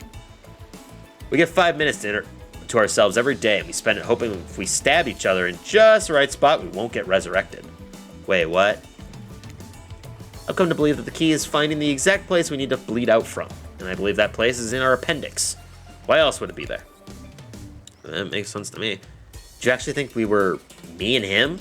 Dwight? You don't laugh that hard. They get it. My life is a nightmare, and yet somehow it's never been worse than right now. Let's go, lover boy. I noted all our entry wounds and our 5 minutes is up anyway. Good luck, Teeler. You're gonna need it. And hey, I'm if you not a figure lover out... boy. I'm a pizza delivery man. I'm here to find my pizza. And hey, if you figure out how to escape this island, please make sure your ghost tells us how. That was both a tragedy and a comedy. A cragmedy. Shut up. I like it. Anyway, where were we? Oh, yeah. You're heading to the hot tub by yourself to clear your head. Yesterday was, in short, a lot. So far, today has been exhausting too. But you're dedicated to achieving a true, centered sense of calm. No drama, no bullshit, just soaking up sun in a heated pool. Today, you're on a date with you. Ooh, I like that. I want to be on a date with me. Who would make the first move? And aside from the disturbing thought, all is going to plan until a shadow blocks your precious sun. Spiky tipped like a palm tree is bending over to screw with you. But it's no tree at all. It's... Hey, babe. Breakfast was weird, huh? Everyone just getting up and announcing how they're feeling. What's that about? Some forced kind of check-in with the group? I don't like it. Fishy. Kinda lazy. Whatever though, breakfast is dumb. No one should eat before noon or after 4 p.m. Yeah, I do intermittent fasting. You see my abs, by the way? Maybe you can see them later at my private stage on the other island. You know, IP Island, where all the Hollywood celebs hang out. If you play your cards right, I could give you a private show. Catch you around. His abs are pretty amazing, you gotta give him that. And that blow-up bat, threatening but adorable, makes for an interesting silhouette. Genius design. That's a blow-up bat? It's not even real? He's a psychopath, just like the rest of them. You gotta give him anything, and we're not best friends just because we had a little talk about doing a little talking.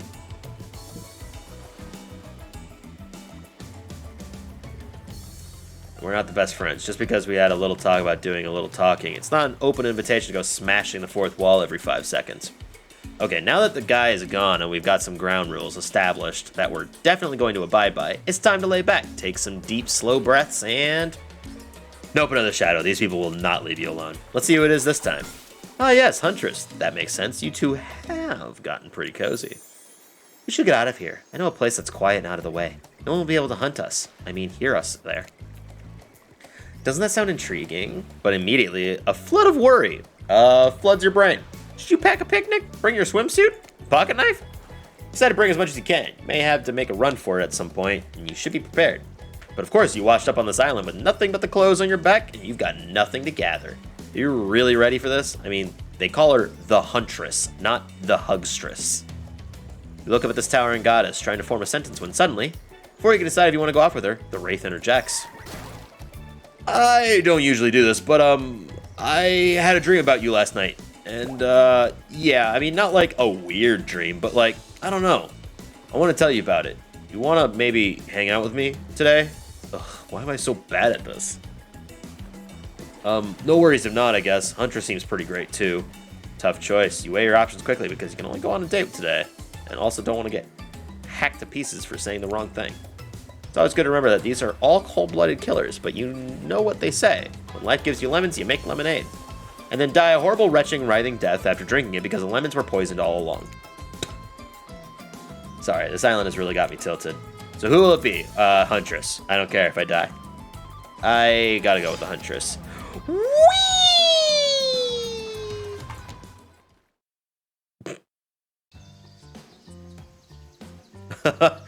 Alright, I got a problem with the fact that I got a achievement for picking this. I am genuinely concerned.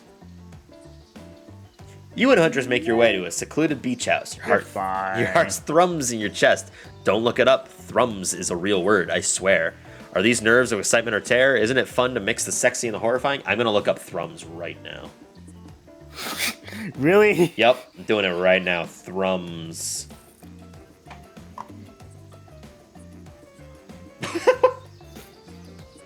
How was it in the sentence? All right, yeah. Make a continuous rhythmic humming sound. Huh. That's pretty interesting. I wonder if it's going to call me out for looking it up. Huntress is quiet as a mouse as she guides you through the island forest. You struggle to keep up with her. She moves like a jungle cat, all muscle, and silently leaps across thorny bush. She halts suddenly and you crash into her, having been desperately trying to keep up. You follow her gaze and realize that you've arrived. A cabin in the woods. Obligatory in nearly all horror films and stories, and you've come here willingly with a fearsome killer. Great job. The cabin is cozy, but something seems off about it. Can't quite put your finger on what it is.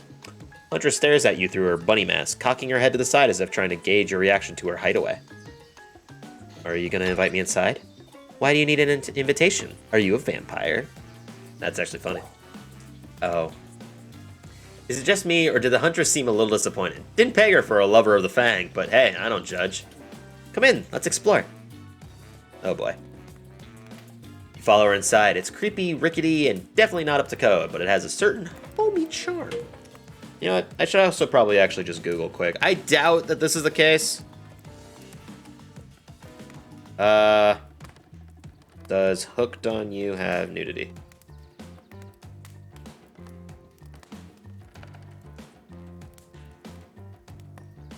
There is no nudity in the game. Cool. You follow her inside. It's creepy, rickety, and definitely not the same homey charm. You're quite the decorator. She blushes. Indeed she is. A chandelier made of bones hangs delicately from the foyer ceiling, and a collection of trinkets lines the mantel. Something tells you that the people who once owned these things are not of this mortal coil anymore. Could you be Huntress's next victim? The thought gives you a wicked thrill. Hey, she's looking at you again. What do you think of my collection?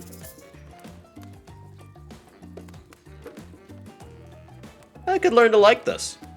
I could certainly learn to like this. This whole place is quite tactile. There's so much to look at. The organized chaos makes me want to craft things with my hands. I knew you'd like it here. You have the eye of someone who appreciates fine stolen things. Can't wait to go treasure hunting with you. You can find so many more goodies on the island. But first, what do you think of the other killers on the island? I mean, Trickster is pretty out there, but everyone else seems like they have interesting backstories and whatnot. A little gossip, huh? What are you playing at, Teeler? Huntress considers this for a beat. She seems to have two modes, thoughtful and explosive. You hope to never be in the splash zone when the explosive part emerges. Why? Are you jealous? Before you can answer, the house begins to shake. Huntress loses her balance on the termite-infested floor and falls into your arms. You are not mad about it, but before you have time to enjoy taking this moment in... Oh! Oh no! It's an attack! A horde of killer crabs invade through the crevices in the poorly constructed cabin. They race at you in Huntress in swarms, clacking their razor-sharp claws at you. You must act quickly. What will you do? Grab a shashka. You quickly reach out and grab a shashka off the wall. Being the highly educated person that you definitely are, you know that a shashka is a Russian sword, not an umbrella or a can of cola or something else like that. Back to back with Huntress, you both hack away at the attacking crustaceans. You manage to slay the majority of the killer crabs. The ones you miss go scurrying away back into their hidey holes. Huntress turns to you with a gaze that's full of passion and intrigue. However, before it bubbles over, she looks away, suppressing this feeling. Is she nervous? Huntress sits down on the wicker couch and begins cleaning the guts off her hatchet. It's an obligatory scene for every killer, where you're just happy not to be the source of what she's wiping off. Looks like we're having crab for dinner. She doesn't smile at your joke. She has that ponderous look on her face again. You join her on the couch. Man, sometimes those near-death experiences really get me thinking about what I want in life. I think I'd really like to start a family one day. How about you? Maybe one day, with the right person. I mean, it's a life-changing decision. You have to make sure it's right. Huntress smiles coyly. A good answer. You never know what kind of weirdos are out there. What were you like as a kid? Try to imagine this giantess as a meek child in a puffer coat wandering around the forest. Holy shit. I want to see art like that. I want to see child Huntress in a puffy jacket. That would be adorable. Huntress chuckles, her laugh quite cute and soft. I was so innocent. We hunted to survive. Then went back to the cottage and Mother would tell me stories and would drink tea and imagine a life far away from the woods. Somewhere like this. I suppose I finally achieved what she always wanted from me, but since coming here, something feels off. It's beautiful and warm, and everyone is so attractive, like thirst traps galore. But don't you get the feeling that something is coming for us? Oh no, she's onto you.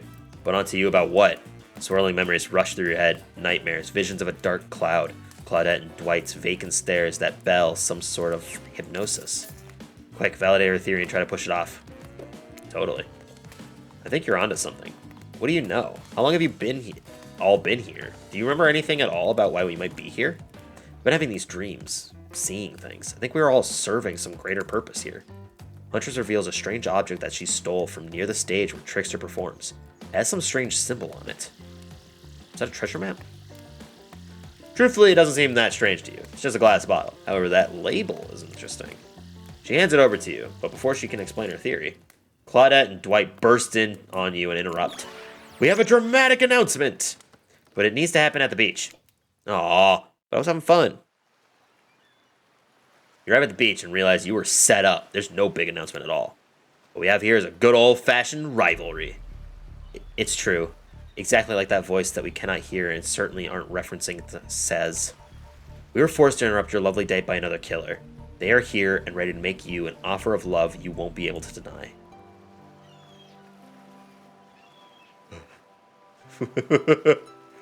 Trapper emerges from the water. Is he in slow motion? He's pure thirst. He's Paul Newman on horseback. He's Denzel on the cover of GQ. Manliness brought to life. Also, was he holding his breath under there this whole time waiting for his cue? That's commitment to a bit I've never, if I've ever seen it. Heard you spent the day in a quaint cottage. That's cute. How about a quaint mansion?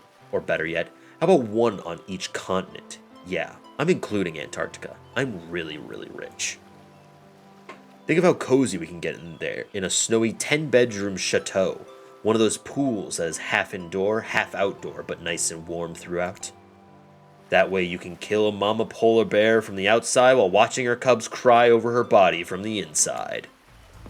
Wow, Trapper is the real deal, and by real, I do mean really. And by deal, I mean evil. Plus, you really want to hunt for your food for the rest of your life? With me, you get it both ways. Savagery and someone to clean up after you. Sounds nice, huh? Ugh, as if. That life isn't for me, bro. I'm very impressed you can speak with implied quotation marks. Very cool. This guy is a total douche nozzle. Try hard much? He's like the turn of the century Pacific Northwest version of a Wall Street bro. Trust me, it tracks. Patrick Bateman with a huge chip on his shoulder. You wouldn't go with him if he were brandishing a cleaver at you. Oh shit, he is. Thanks, but no thanks. I'm into a quieter lifestyle. I relish my independence and don't need someone to wipe my butt for me. You run back to the huge arms of the Huntress. She hugs you tight. So tight you think you feel the life leave your body for just a moment, but it hurts so good. You know what? I'm impressed that you stood up to me. I appreciate someone giving me their total honest opinion, even if that opinion makes me want to carve out your liver. And the butt wiping comment? That's not what I meant by clean up after you, but I'm hiring someone to do that for me the moment I get home. Trapper leaves and you turn to the Huntress, walking in slow motion back into the water. It's pretty weird. He's got to stay in there all night.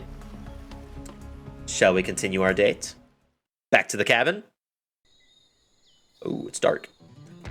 Ooh, what's this music? Ooh, I actually like this. Although, it fills me with a sense of dread. Huntress leads you back to her cabin. You thought you'd remember the way, but it's like the forest has completely changed. Nothing is familiar. Better not to get lost out here.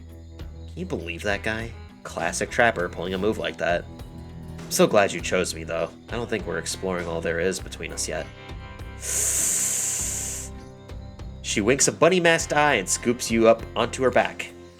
Huntress runs through the woods with you piggyback riding her. The wind ruffles your hair, animals clear a path for the mighty woodswoman as she races by like the lead from that famous teen vampire drama in that one scene where she calls her a spider monkey. Huntress doesn't call you. What? Wait, what? Hold on. Let me reread that. I think I fucked it up in my brain. Is that a Twilight reference? The wind ruffles your hair, animals clear a path for the mighty woodswoman as she races by like the lead from that famous teen vampire drama in that one scene where he calls her a spider monkey. Huntress doesn't call you that. That's Twilight and Homer. It's The Simpsons. Is that The Simpsons? The spider monkey is The Simpsons. The other rest is Twilight. Eventually, she gently lowers you to the ground and you take in your surroundings. A wooded clearing in the forest. Whoa, what is this matador music? Huntress prances about like a deer in a meadow. I like to come here sometimes to clear my head and hack up a few cute woodland creatures. Foxes are my favorite to slaughter. They think they're so cute and sly, but I can see right through them. They're just assholes, great with hot sauce. Huntress hears rustling and darts out to find its source, crouching down like an animal. Now you're alone in the forest. Which way did you come from again? No idea. Your sense of direction is all off. A mellifluous voice floats through the air, landed upon your ears like syrupy honey. Come find me. Sure. What the fuck? Ha-ha! Perfect. Oh my god, it's faster. Perfect. Was that not bad? Fuck. It's hard. Oh my god. 3, 4, 5. Yes! Tag. You bop Huntress on the shoulder when you find her. She high-fives you. You trying to date this young lady or just bro down all day? I could go either way, honestly. You're so good at hiding. I'm having a real blast. Thanks. They say it takes 10,000 hours of practice to get good at something. Hey, they do say that. That was fun, huh? I would keep trying to just relax and have a good time, but that's really hard for me. Anytime I let my guard down, something terrible happens. Like what? Sometimes I find young girls in the woods, little perfect angels that need my protection, but if I turn my back for a moment, they wind up dying.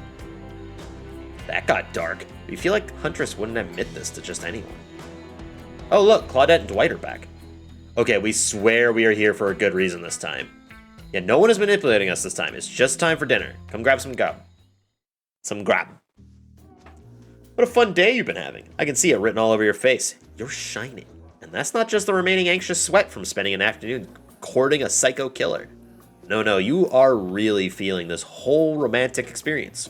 Don't worry, I'll keep your dirty little secrets. But enough gentle ribbing. I almost read that as rubbing. And I'm like, excuse me? It's time to get back to business. All the appetizing singles have arrived for dinner, including Trickster. Wraith is here too. We're not going to do the gag where we cram them all on screen at the same time again, so just believe me, they're all here. And they're just as sexy and demented as you remember them. With your love on the line, everyone is being very careful not to offend you by saying the wrong thing. Congrats, by the way, on getting this far. I'm as surprised as you are that these 4 are falling for you. No, not because of your personality, but because you just met them yesterday. However, since Trapper seems like the biggest long shot to end up holding onto your heart, he throws caution to the wind and speaks up. It's a pretty small consolation prize for being the least loved killer on Murderer's Island, but hey, letting them have this one moment in the spotlight is the least we can do, and heaven knows they won't do any better than that. If I'm dining solo, I'm eating what I want, and you're all eating it too. Lamb shank, rare, salt, pepper, no sauces allowed, and serve it with a single piece of broccoli so Wraith won't complain. I like broccoli. Gives me horrible gas. Oh, I don't like that. Buddy, wait till you smell what rare lamb does to my bowels. It's awesome. Gross. Dinner will be served shortly, but certain power brokers would like to know about your day. Would you like to share your day with the rest of the group? You've had an interesting day, that's for sure, but how will you describe it to the others? Say too much or too little, and it could affect your standing with the group. Okay, but don't just sit there and say nothing. Nothing is not an option. Tell of your brush with death. I don't know if she'd like me talking about that. But then again, she'll take a joke as more personal. Let's have our brush with death. Today was nuts. Went to the Huntress's secret cabin and killer crabs attacked us. It's true. I'll fall asleep tonight to the delicious sound of crunching crustaceans. That would never have happened on my yacht. I grind them up. Much more satisfying way to kill crabs. At least... That's a typo. That's a typo. Awful Sure game! At least... We did it on purpose. Oh, you know what? It was a choice. It was a choice. You're right. At least those kinds of crabs. I have a little comb for the other kind. Ew! He's got crabs? Well, now I really don't want to go anywhere near the Trapper. Dwight and Claudette bring out dinner. Everyone eats in silence. No one trusts anyone now, and they are all very tired. Oh wait, no, sorry. That's a dreary supernatural horror thriller set in Antarctica, not a charming parody dating sim set in an undisclosed tropical paradise. Bony appetite? Don't you mean bone? No, almost everything we serve has a lot of bones in it, even the vegetables. Impossible to avoid on this island. Everyone eats without speaking. Tensions are rising, both of the sexual and deadly variety. When everyone finishes, Dwight and Claudette come back to clean up the tables. They linger around you as they pick up your plate, take your napkin, and dust crumbs off the table. What would you like to say to the servants? If I thank them, they're gonna... I'm just gonna ignore them. Is there anything else we can do for you? Anything at all? Anything? A manners book, perhaps? It's fine. We're used to this kind of shabby treatment here on Jerk Island. Everyone, if you would please be so kind as to follow us to the fire pit, we'd greatly appreciate it. We've been told something big is going to happen. Something that will change everything. You can go willingly, or you can go unwillingly. You have no choice. Tough cookies. Did you have a choice on how you said that, dweeb? Yes, and I immediately regret how I did. Good. Something needs to change around here. Fire is rebirth. Fire illuminates the soul. I hope the fire isn't too smoky. Smoke hurts my eyes. And I have pretty sensitive eyes. I'm also horribly afraid of it. The fire, I mean, not my eyes, because of childhood trauma involving fire. And finally, everyone starts moving towards the fire pit, if only to get away from Wraith's complaining. Jesus, the two dudes suck. You take a seat on a comfortable log, feeling the fire's heat against your skin, and wait for other killers to take their places, wondering who will want to tell a story this time. Will narrator tell a story? I bet they've got a stunningly creative mind. Hey, you think, are they allowed to simply place thoughts in my mind like this? Doesn't seem fair. Everyone makes their way in, but something unexpected happens. Nothing. Nothing happens. Something almost always seems to be happening here, so nothing is probably not a great sign. Oh, cool. And now everyone is looking at you. So, you know, do something. Should I pick someone to tell a story, or we could play charades? Boggle? Oh, well, we were actually thinking, why don't you tell us a story? Wraith points his spine and skull staff thingamajig at you. You duck out of its way. Who knows what that thing can do? Probably shoots lasers. Try not to bore us. We're just very interested in you. Don't speak for me, Huntress. Now, you can't tell if you're warm from the fire or if your nerves heating up. I know the fire is right here, but maybe if we stop talking about it all the time, we can start to pretend it's not here and doesn't, you know, threaten to burn us all alive. He's not supposed to hear me. Get out of here, Wraith. Teeler was about to make an important decision about telling a story or not. Fine, I'll tell a story. Sure, I'm in game to tell a story. I hope it's a mystery. Okay, so what type of story do you want to tell? Ooh. Damn, I thought they were gonna make you type story. That would have been fucked, dude. I don't know what I would have done. No, you were right. Ah, in capital letters. Ah, it's a story of romance. I'll tell a romantic story about two lovers who take poison together and die foaming at the mouth. Or about two strong hunters who meet when they both try to bludgeon the same willy Wolverine. Not quite. It's about my parents. They met at a party in college. He was hosting. He'd been dragged there by some friends. They couldn't have been more different, and yet, as the night went on, they were drawn to each other. Drawn.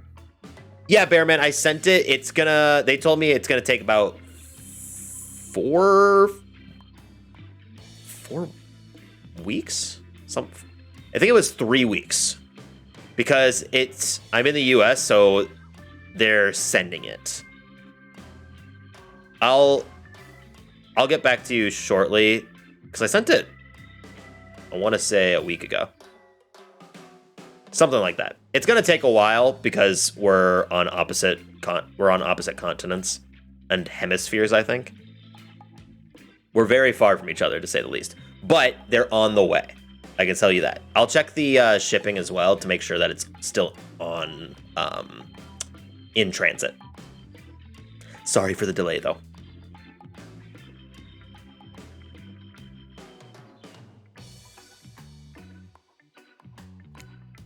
She made fun of his taste in music, and he took an interest in her major, women's studies. They were married within 2 months. I did, looking at them though, they're pretty freaking solid. When I held them, they were like, just as heavy as, like, guess my other metal dice, but still meaty. They were married within 2 months. Bit soon to know if you can trust someone, don't you think? It's so sweet. Exactly. I learned a lot about love from them. If you know, you know. Some people don't need years to get acquainted with their partner. Love can spark from a mere look across a campfire. Now you've got their attention.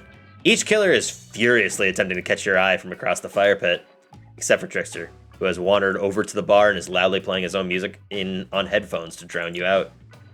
Okay, that was not a very good story. I don't mean to insult you, but it was actually quite bad. Sorry, but this narrator keeps it real. We can't just end there. So, who else would you like to hear a story from tonight? You look from killer to killer trying to decide who might be the most entertaining. Huntress! We're on the Huntress train at this point. Huntress, you seem raring to go. Let's hear from you. Sure thing. My neck of the woods isn't wanting for horrifying mythology. Mother once told me a story of a young man who was traveling back home after the war. Which war? Doesn't matter. I just wanted some backstory details to paint a picture. I'll paint you a picture if you want. The man was lost and running out of food rations. He stopped to rest for the night underneath a majestic birch tree. That's when he saw the woman, naked, skin glistening in the twilight glow. Hot! I'm invested. They sang a haunting melody as they made their way downhill towards the inviting lake. Enchanted by the music, the young man followed the parade of a beautiful woman until they stopped in a clearing next to the water. They turned to him and smiled. One woman with a long red hair stepped forward and reached for his hand. The others began to play music, flutes, lutes, tambourines. The melody was intoxicating. The man's feet began to move beneath him. He was dancing, moved by the magical music of these mysterious women. Twilight darkened in the night, and the man grew weary, but when he tried to still his moving feet, he found that he could not. Help! I cannot stop dancing, he cried to the nearest woman, a slender woman with green hair.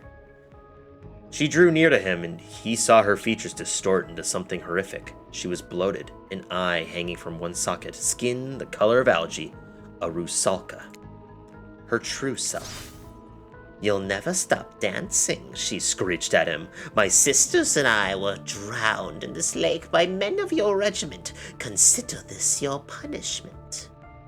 The man cried out, But it wasn't me. Someone must pay, the rusalka said, her voice filled with briny malice. And so the man danced and danced until his bones broke and his heart gave out, the dance of death. A silent beat as everyone takes in the macabre ending. But it's not all bad. Rusalkas are also fertility goddesses. What the fuck? If a lady had stumbled across them, she would have been blessed with a fruitful womb and probably some candy for the road. Damn, does she really think that's a happy ending? I want what Huntress is having. That was story time. A lot of people like to take pot shots at sequels, but I think every good story deserves a follow-up. When you think it's the end, the sequel is almost never as rewarding as the original. That's why I'm much more of a fan of the episodic style of storytelling. Knowing it's a series takes a lot of pressure off of any individual installment and builds a greater sense of community between audience and creator. Tell me, Teeler, if you could delete any sequel from existence, what would it be? Don't answer that. We don't actually care. We're just here to make sure that we seamlessly move on to the next segment of the evening. God forbid my small talk get in the way of a romantic Twilight moment. Dwight, I'm gonna need you to shut your yap trap. You know what we need to get back to? That thing we do whenever we're not on screen. Okay, we have fun tonight and try not to wink wink end up dead. Why'd you say the words wink wink out loud? And what kind of double entendre are you getting at with the end up dead thing? Dwight is physically incapable of winking. Not since the accident. And you do know that all of these people are despicable criminals with double-digit kill counts, right? Well, except for Spirit. She doesn't really belong here. She's strictly a victim, not a perpetrator. No wonder she's pissed. Did I hear somebody trash-talking Spirit? Deal me in. What do you say we take this talk to the hot tub so I can soak this bod while I roast that ghost with some killer hot takes? please. Enough talk of burns. Things that are lit or getting blazed. It's enough that these activities had to be set next to a literal fire. Must I be surrounded by figurative flames as well? What if we turned and ran as far away from this place as we could? Just you and me. On those spindly legs, you'd probably tire before you got too far. It fits running away to someplace more secluded Teeler is after. They should obviously join me. Have you seen these legs? Pure power. Not that my walk speed really reflects my giant stature, but that's because I choose to move slowly for stealthy reasons. It's my own choice, and it's completely logical. Why is everyone so obsessed with comparing themselves to each other and creating drama? I'm so over all that. Don't you get it? Society wants to trick you into fighting with each other so that corporations can swoop in and sell you fake solutions to all your fabricated problems. Going for the Huntress, mainly because both the Wraith and the Trapper kind of suck.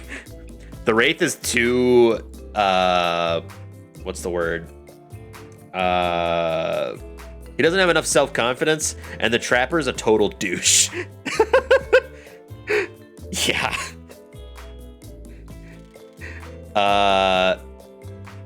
If the best way I could describe it is the Trapper's a Chad, the Wraith is a hipster, the Spirit is a storyteller, and the Huntress is a child at heart.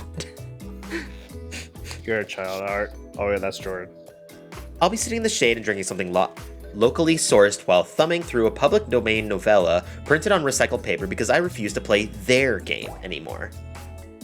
It's like she's actively trying to be as unappealing as possible. Does it really turn anyone else on, or just me? Despite Trapper's insatiable appetite, it seems his attention, along with the attention of everyone else, is still on you for the moment. If you could, I don't know, just pick one of us, maybe we could all move on with our lives, or, some special projects we might have going. You heard him. Who will it be? Who will you head off with for an evening activity? I'm just saying you may not get a ton of chances to date around like this before your time on Murder's Island comes to a close.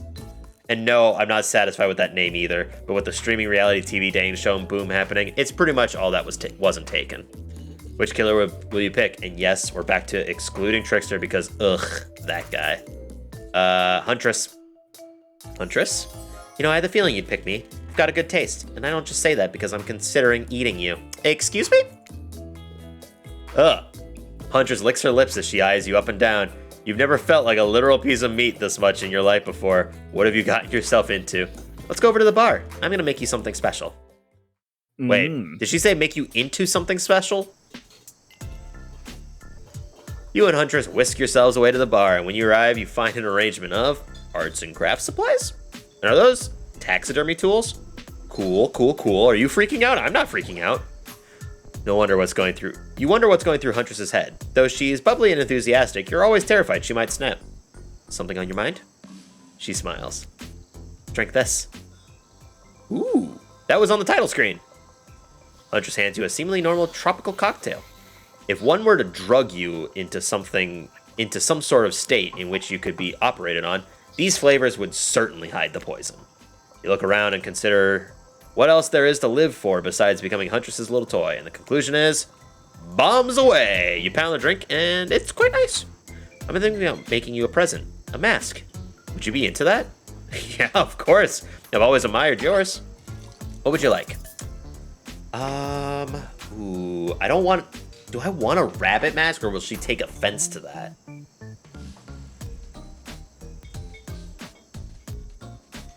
Oh, fuck. I don't know. Is she the type of person to get offended if I want the same thing that she has?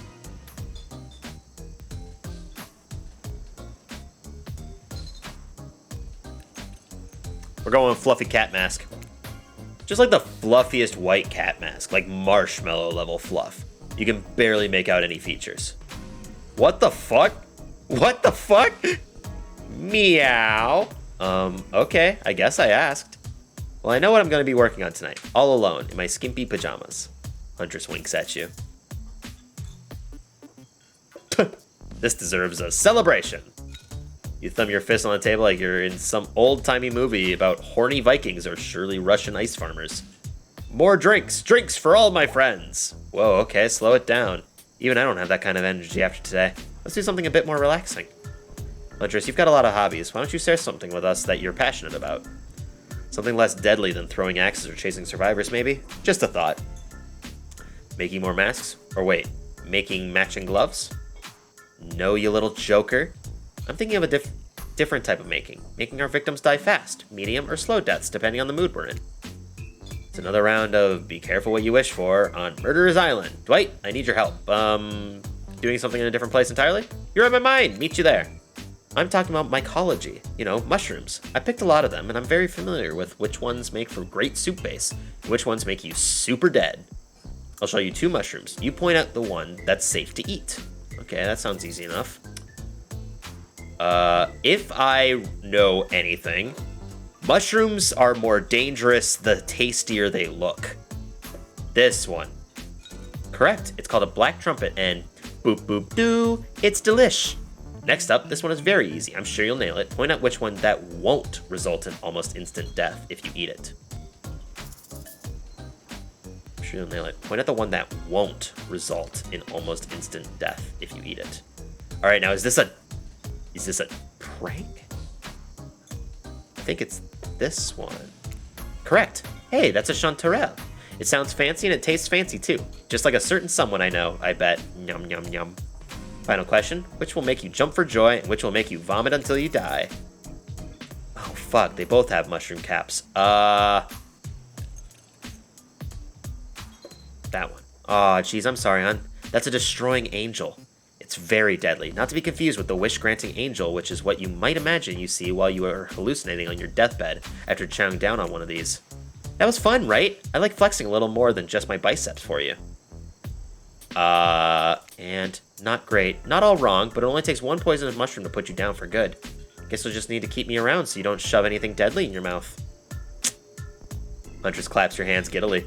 I appreciate you spending time with me tonight. I know the other killers are all very alluring in their own way. It means a lot that you'd spend time with the forest bumpkins such as myself.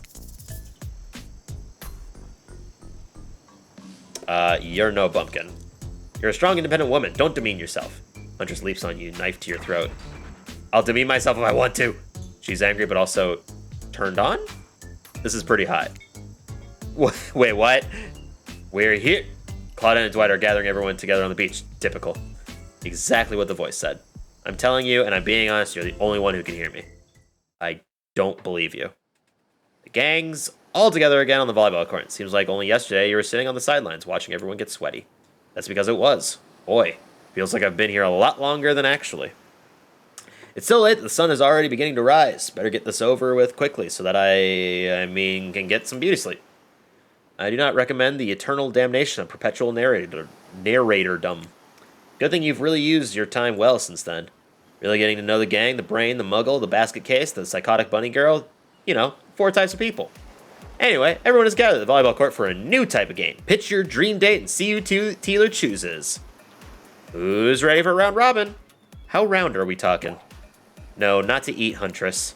Each killer gets 2 minutes to tell you about the dream date they have planned for you tomorrow. In no particular order, which is a weird thing to mention, right? Almost like the order does matter. Trapper, why don't you go first? You think you deserve it, even in this case, it's a subtle dig? Stop talking.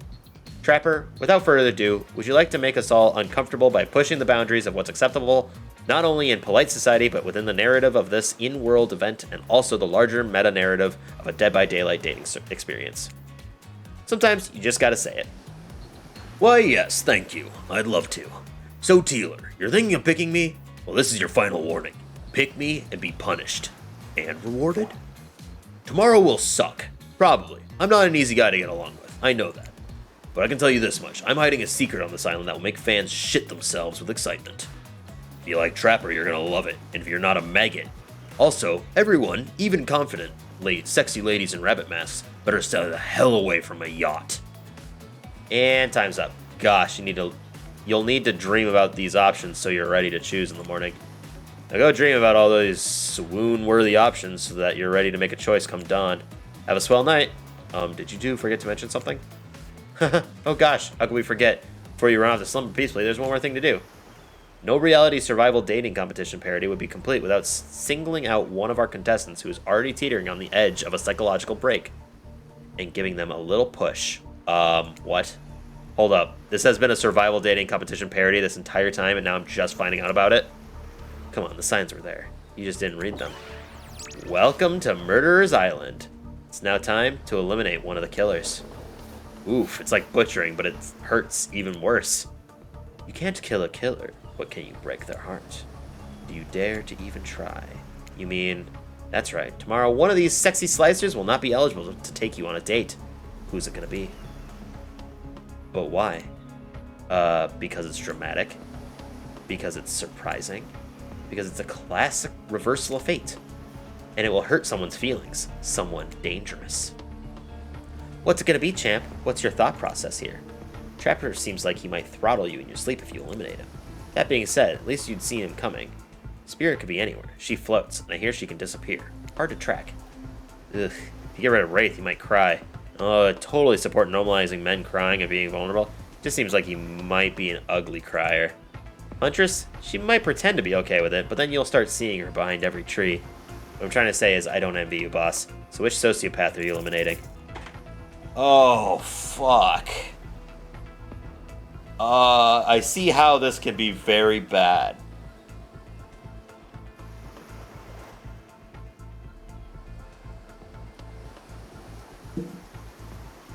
Wraith. Look, I'm here and I'm horny, and I'm not really getting positive reinforcement from you, Wraithy Poo. Please don't take this personally. It's just my opinion of you and who you are and what you're about deep down as a person, and how I don't like it. Like, give me something, you know, a kiss, a wink, hold my hand, finish telling me about all this mysterious stuff you're obsessed with. Or better yet, don't. That is some harsh words to a killer. Wraith rises, taller than you've ever seen him, and calmly walks to the exit. Before he leaves, he turns to you. When you came here, I thought perhaps you would be different. I don't know how my last bit of hope in humanity hadn't been snuffed out, but it wasn't. It is now. You are just like the rest of them. There's no hope of goodness here. The only thing I can do is try to escape. Or burn everything and everyone to the ground. He leaves. Pretty badass exit, was not expecting that. Now that you've broken the heart of someone heartless, you should go get some shut-eye. Don't worry too much about the broken heart you've left behind. Because of course, they'll be receiving a consolation prize. They might not get to go home with Teeler when this is all over, but they'll never sleep alone again. That's right, we're sending our eliminated player home with... Oh my god. Their own mostly new Trickster body pillow. The next best thing to the real Trickster. It might not hug you back, but it definitely won't try and stab you. And how do we know? Because I've tried it. That's right, it's Dwight tested. Claudette approved. I hope you sleep well tonight, Teeler. You're my hero for what you've accomplished. How can you sleep tonight knowing what you've done? No, not because of the guilt. I mean, knowing that there's a legitimate homicidal maniac who hates you so close by. How can you sleep at night? How can you sleep tonight knowing what you'll do tomorrow?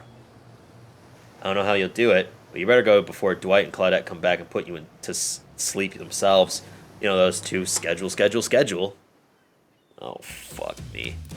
Wow, what a crazy way to end the day in elimination. I didn't even know it was that kind of game. Let's check in with everyone, especially with our loser. Everyone deserves a send-off. I can't help it if I have thick arms and legs that go until they stop. I knew we had a connection from the moment I saw them through my mask. You can never be sure what's going on in the newcomer's mind, but I like my odds for tomorrow. It's so fun hunting for love and not for food or vengeance for a change.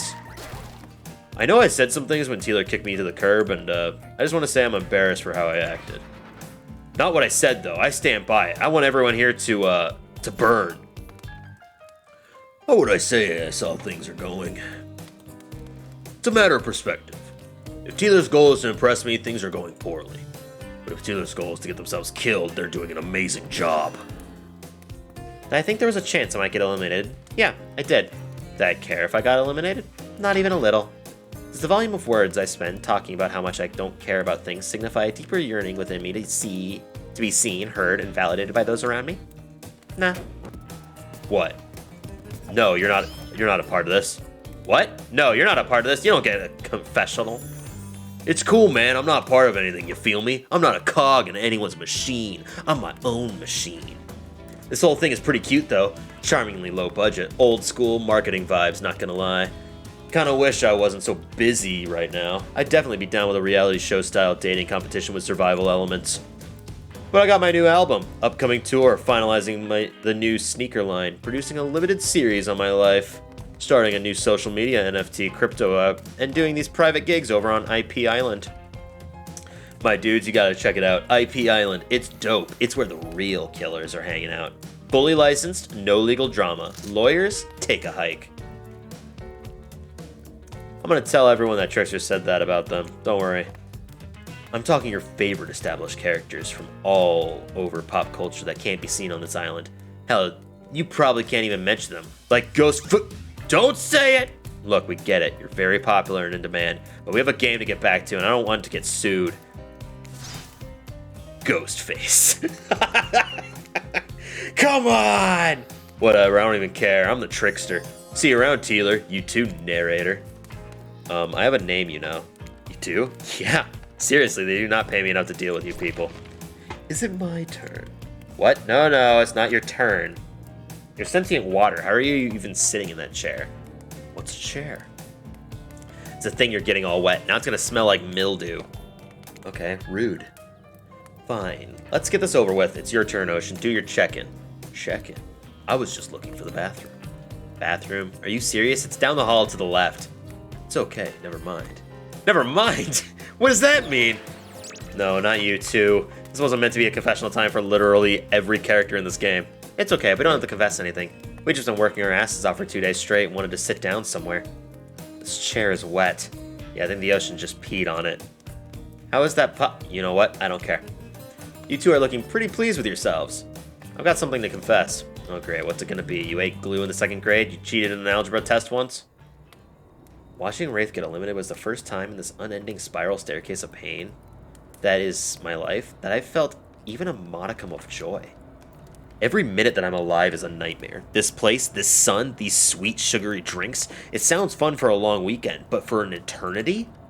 The unrelenting rhythm of crashing waves and wailing seagulls, it's like a crescendoing song of evil that makes me question the very foundation of the universe. Why am I here? Why are any of us here? What kind of sentient being would do this? Please, erase me from this existence. Make it so I was never born. Pull the plug on this experiment and let my soul be free. And please, please, get me out of this polo shirt. Okay, let's get you to bed, buddy. I don't want to go to bed. Going to bed means eventually I'll have to wake up. Yikes, huh? That was a weird way to end. Oh well, what are you gonna do? You let the camera roll long enough, someone is bound to say something crazy. Anyways, seems like everyone's had their shot to annoy me tonight, so hit the hay and get some rest. Tomorrow's gonna be a doozy. Oh boy.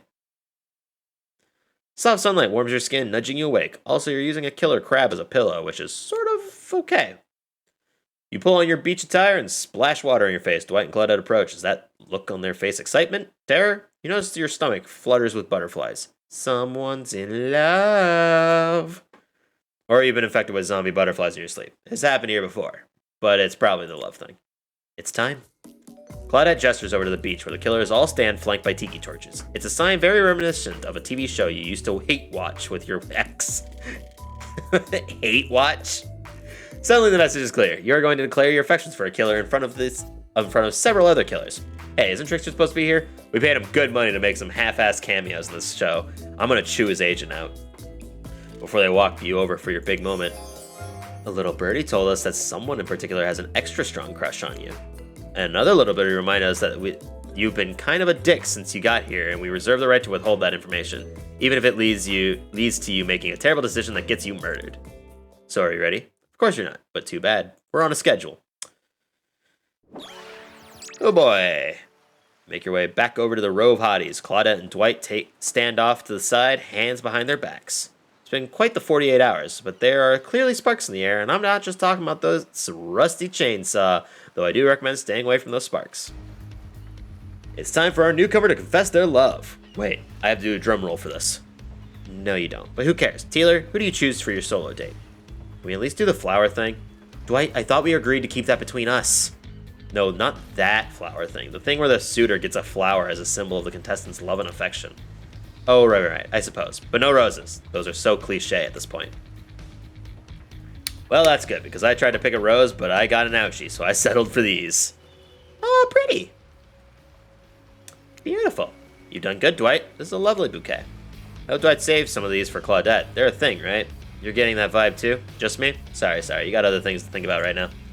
Teeler, who do you select to receive these flowers and spend the day with you today?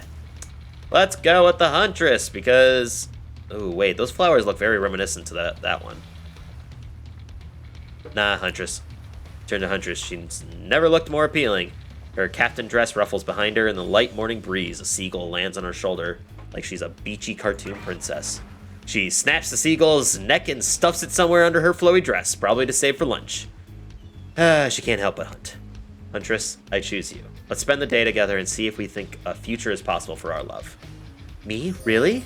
Huntress throws her hands up in the air like a bear and gallops towards you. At first, you think she might swipe at you with her gigantic hands and knock the life out of you. Instead, she scoops you up into a hug and takes her place at your side.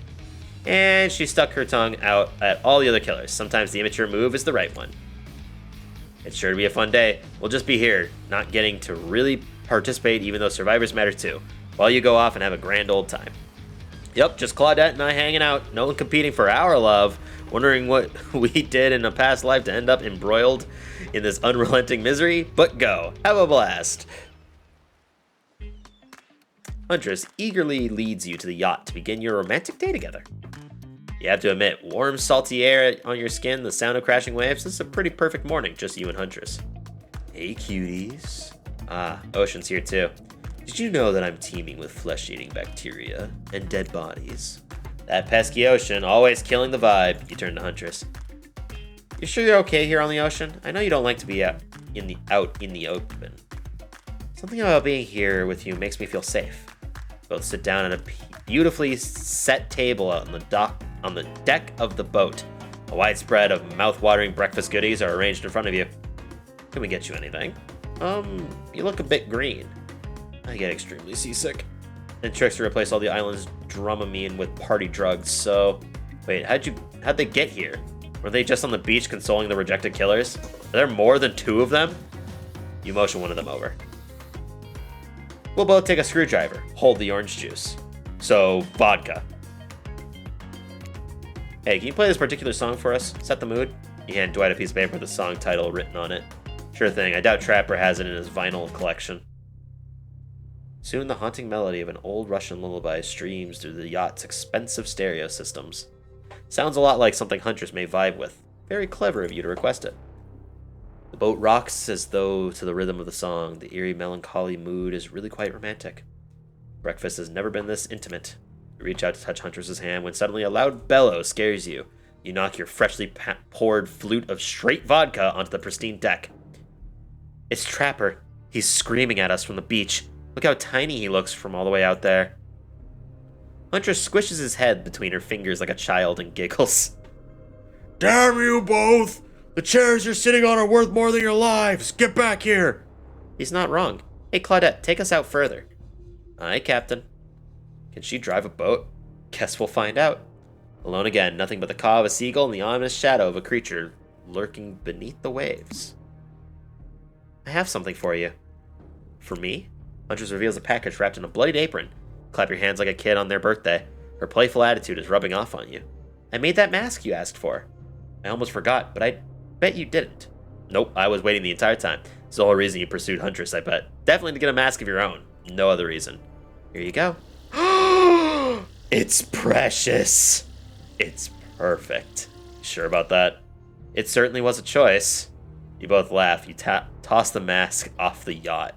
Good call. The whole time I was making it, I was like, this is too weird. No amount of blood is ever going to make it look cool. Let's go back to my place. She downs her screwdriver. Oh boy. The tension is palpable as you enter the cabin. Cut it with a hatchet. Give me a break. It's day 3 of killer jokes. Narrator only has so much mojo. Huntress sits you down at the cluttered table in the kitchen. You notice the bloodstains that have crept into every nook and cranny of the wooden planks. What poor creature died on this table? Did they suffer? What do you care if they suffered? Get back in the ocean, Ocean. Stop backseat omniscient narrating. Stay here. Don't move a muscle or I'll hear it. I can hear any mammal's tendons creak as they stretch. It's a gift and a curse. I'll be right back. Alone in the cabin. What to do, what to do. She has it a very specific way. Can I just do nothing? I guess freak out. I'm freaking out. Tell someone who cares. Hey, fine, you've called my bluff. I literally have to listen to you and your problems or else the damned ocean will have a conniption. So what's the deal? Am I ready for this? Is it smart to get intimate with a known cannibal? She kills on command and doesn't even clean the blood off her apron. You mean her Sarafan? Shh, she's coming back. Wow, rude. What's that in her strong yet delicate hand? Reach out for her, longing to stroke her blood-matted hair and scratched up shoulders. Thought we could get warm by the fire. She wags a finger at you, a bunnylicious smirk on her face. Not so fast. Remember when we talked about how there's more going on here? You nod like a little idiot. Well, I now know there's something up. The other night while you were sleeping like a cute little baby, I snuck into each of the other killers' lairs and saw them with shiny objects they've been stealing from me. I think they're connected somehow. Maybe it has to do with the symbol. I tried to get back last night, but something blocked me from picking any of the objects up. Someone or something knows I'm onto them. I think if you try, it might work. What do you say? Will you help? Hell yeah. A globe-trotting treasure hunt on the level of Nicolas Cage masterpiece. You could definitely count me in. Let's go. I'll be your guardian angel. You never know when those other killers might pop up. Grab Huntress by the hand and practically trip over your own feet on your way out the door. Feels good to have a quest. Thrilling. But part of you is just wondering how quickly you can get through this and impress Huntress. Soon she'll take you in her yoked arms and you'll swoon. Your childhood crush on Popeye is making more and more sense. Where do you want to start? There are 4 killers who have stolen from Huntress. You're not going to let them get away with it. Which one will you investigate? Okay. Let's start things off with the Wraith's Cosmic Dump. Let's get the bad one out of the way. When you arrive at Wraith's oddball hangout zone, you immediately understand why they call it the Cosmic Dump. They being me, Ops. It's as if there are items and elements from all over the universe in this space. Also, it's a damn mess. But it's undoubtedly a special place. The very air you breathe makes you feel like you're part of something much, much larger. I'm gonna go hunt some lunch while you find the object. You know it when you see it because it's extremely shiny. How long have you been standing there? Are we ever really there? I don't have time for your existential crisis today, Wraith. Huntress and I are totally gonna get it on soon, I think. I hope. Look, I need to find a special object you have hidden here. You stole it from Huntress and she knows it. So you're trying to figure this whole thing out too, huh? Come check this out. Bit of a subject change, but sure, it's Wraith we're dealing with after all. Wraith leads you to a telescope. Through it you can see a far-off island in the distance. Okay. Holy smokes, is that... Sorry, I actually have no idea what that is. Do you mind filling me in? It's IP Island, where all the coolest killers from intellectual properties that were legally obliged not to mention by name where all the coolest killers from the intellectual properties that we are legally obliged not to mention by name hang out and party with Hollywood celebs and Silicon Valley moguls. That's not even all. Zoom in over there. Oh!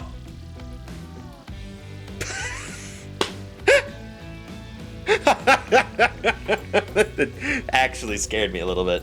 Is that Ghostface? Oh, hey Mason, I didn't even see you join.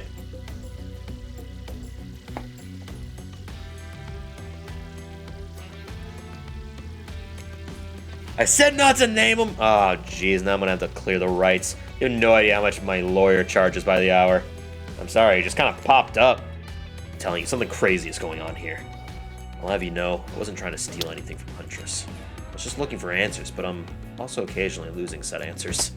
Yep, that's right, the thing you're looking for, I can't actually find it. So, good luck, I guess. Oh, good, a minigame. Haven't seen one of these before in the past 10 seconds. I'm ready. Easy. Good. 4. Good. 3. Good. 5. Oh, I was so late. See an old pair of glasses on the ground and quickly grab them. You found it! So shiny. I knew I could count on you, Teeler. And that's saying something, because I literally never learned to count via any traditional system of numbers. Let's get out of here. Alright. Got broken-ass glasses. It's hard to believe that these old glasses really mean anything special, but a lady like Huntress deserves whatever she wants. Spend a moment imagining Huntress' glasses. Would she wear them over the mask or under? Hey, that's not just some junk. Those are my reading glasses. Oh, he's got boiling hair. I just subscribed to highlights. Okay. As for Race Hangout, that's already covered. Which one will you investigate? Let's go to Spirit's Lighthouse. We'll do Trickster last. The place is spooky as heck. Wasn't the beach sunny and beautiful just a moment ago? So you're telling me that your precious shiny thing is up there? It's pretty great, right? Finally a good chance to activate these quads. You don't get legs like this for standing still. But you already know I love a good workout. Running, jumping, climbing, roughhousing.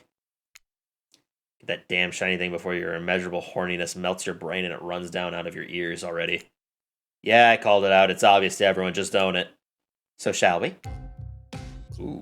Inside the lighthouse, it's so dark that you can barely see the step in front of you. But that's okay, because you've got about 100 stairs to practice getting the hang of this in the dark. However, something about this gloomy place is really wearing you out and messing with your otherwise happy, horny aura.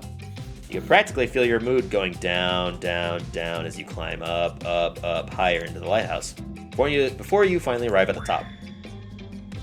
Spirit, you're looking pretty pleased with yourself. Yeah, I'm getting the hang of this whole being dead thing. Did you totally get sadder the closer you got to the top of the tower? That was me, baby.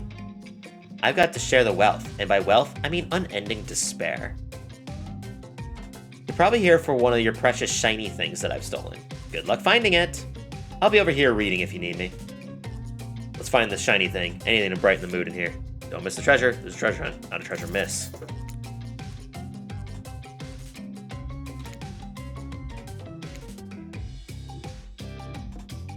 Oh, it's not gonna count. Okay, good. 2, 3. Good. 1, 2, 5. Ah. Oh. Yes! You're really going a long way to prove your dedication to me. You know I noticed, right? I can see a raccoon lick itself from 200 yards away in pitch darkness. I could definitely see you working that little butt off for me. Oh, a little shark bottle opener. This is the fancy item? Whatever, you're a real team player. Hey. No. Stop. Spirit doesn't even look up from her book. I think you'll be fine if you just peace out. No, what? Stop. There are 4 killers who have stolen from Huntress. You're not going to let them get away with it. You can check off the Black Lighthouse because you've searched it already. As for Wraith's Hangout, that's already covered. We're going to Trapper's Cave. There are 2 ways to get to Trapper's Cave. Due to the whole, trap-based character theme he's got going on, you can rest assured that either one of these, both of these paths is filled with traps. Turn to Huntress for advice, but she only giggles and shrugs her shoulders. You're on your own, it seems. I guess you're going to have to wing it. Which will you choose? Underground tunnel? Maybe through the forest. She's a forest person. Yeah, through the forest. Ah, yes, the forest. Underground, I mean. Come on, putting yourself on the ground voluntarily? That's just asking to be buried. Dead, alive, doesn't matter. The surface is where you belong. The light cascading through the leaves of the trees, it casts a hazy glow as you wander into the bush, leaving the cabin behind. But no matter, this is Huntress' domain. You think that'll keep you safe, eh? Well, you thought wrong. As soon as you take a step off the beaten path, it lands in one of the Trapper's bear traps. He swore he'd get you. You can hear his maniacal laughing as you bleed out. Fuck! You stepped in one of my bear traps I swore I'd get you with. I just said that. I've seen a lot of trapped animals, and I can confirm he got you. And, well, crap, crap, crap, it's fatal. Darn it, Trapper, not again. Rude. Do I just... Oh my god, I have to go through this whole thing again.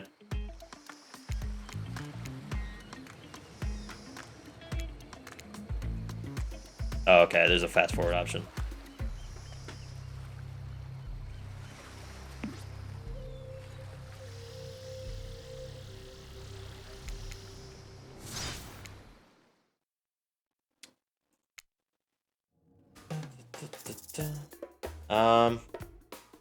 No, we're just gonna go back to, we're gonna do exactly the same together. We're not gonna do anything odd. Hell yeah, we're doing it. We're helping out.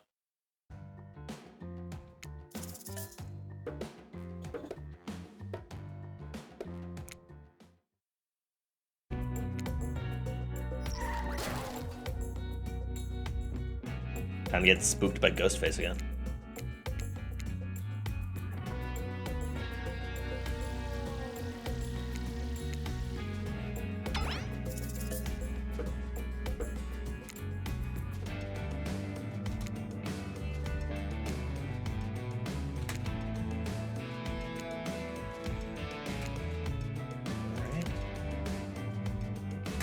Fuck.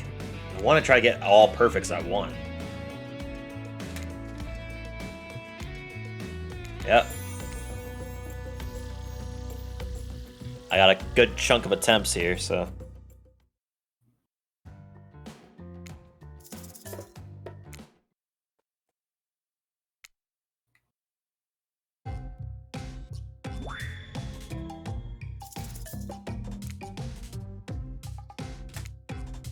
All right.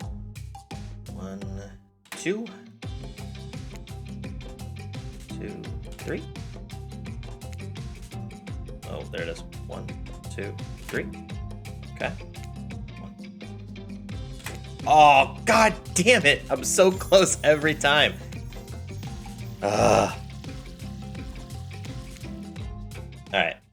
Now we're gonna do the other one. We're not gonna go in. Yeah. Alright, underground tunnel. I was hoping that you'd be able to protect me.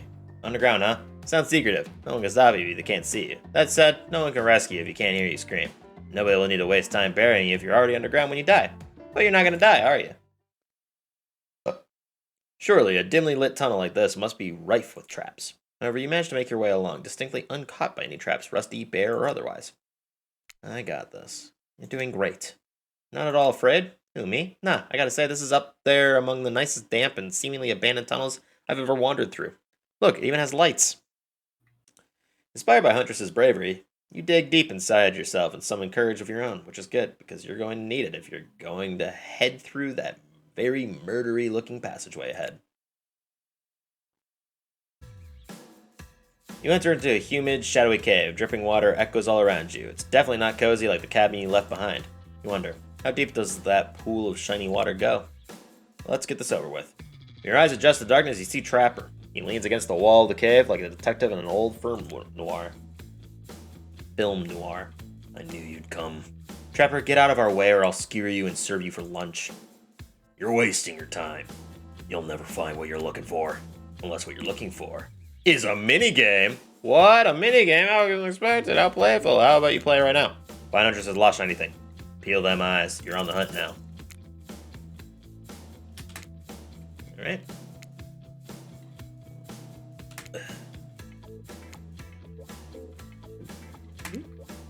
Okay. 2, 3. Okay. 1, 2, 3. Yes! Finally! You did it! You found my lost shiny object. I'm so grateful I could kiss you right now. But I won't because I'm pretty sure Trapper didn't actually leave and he's still over there, over in that shadow watching us. Later, Trapper, you thieving little perv. Hey, that's not fair. I'm huge. Come on, Taylor, let's hurry to the next place. Ooh, shiny pen. Found Huntress' shiny thing, and well, I think it's just a regular old pen, but we don't need to point that out. She's happy, and isn't that all that matters?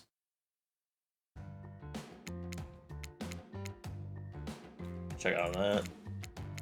Oh, Trickster stage. Here we go. You're having Trickster stage, but there's no one here. Not Trickster, not an audience, not anybody. Nothing eerier than an empty concert venue. Think of all the fringe that once swayed here.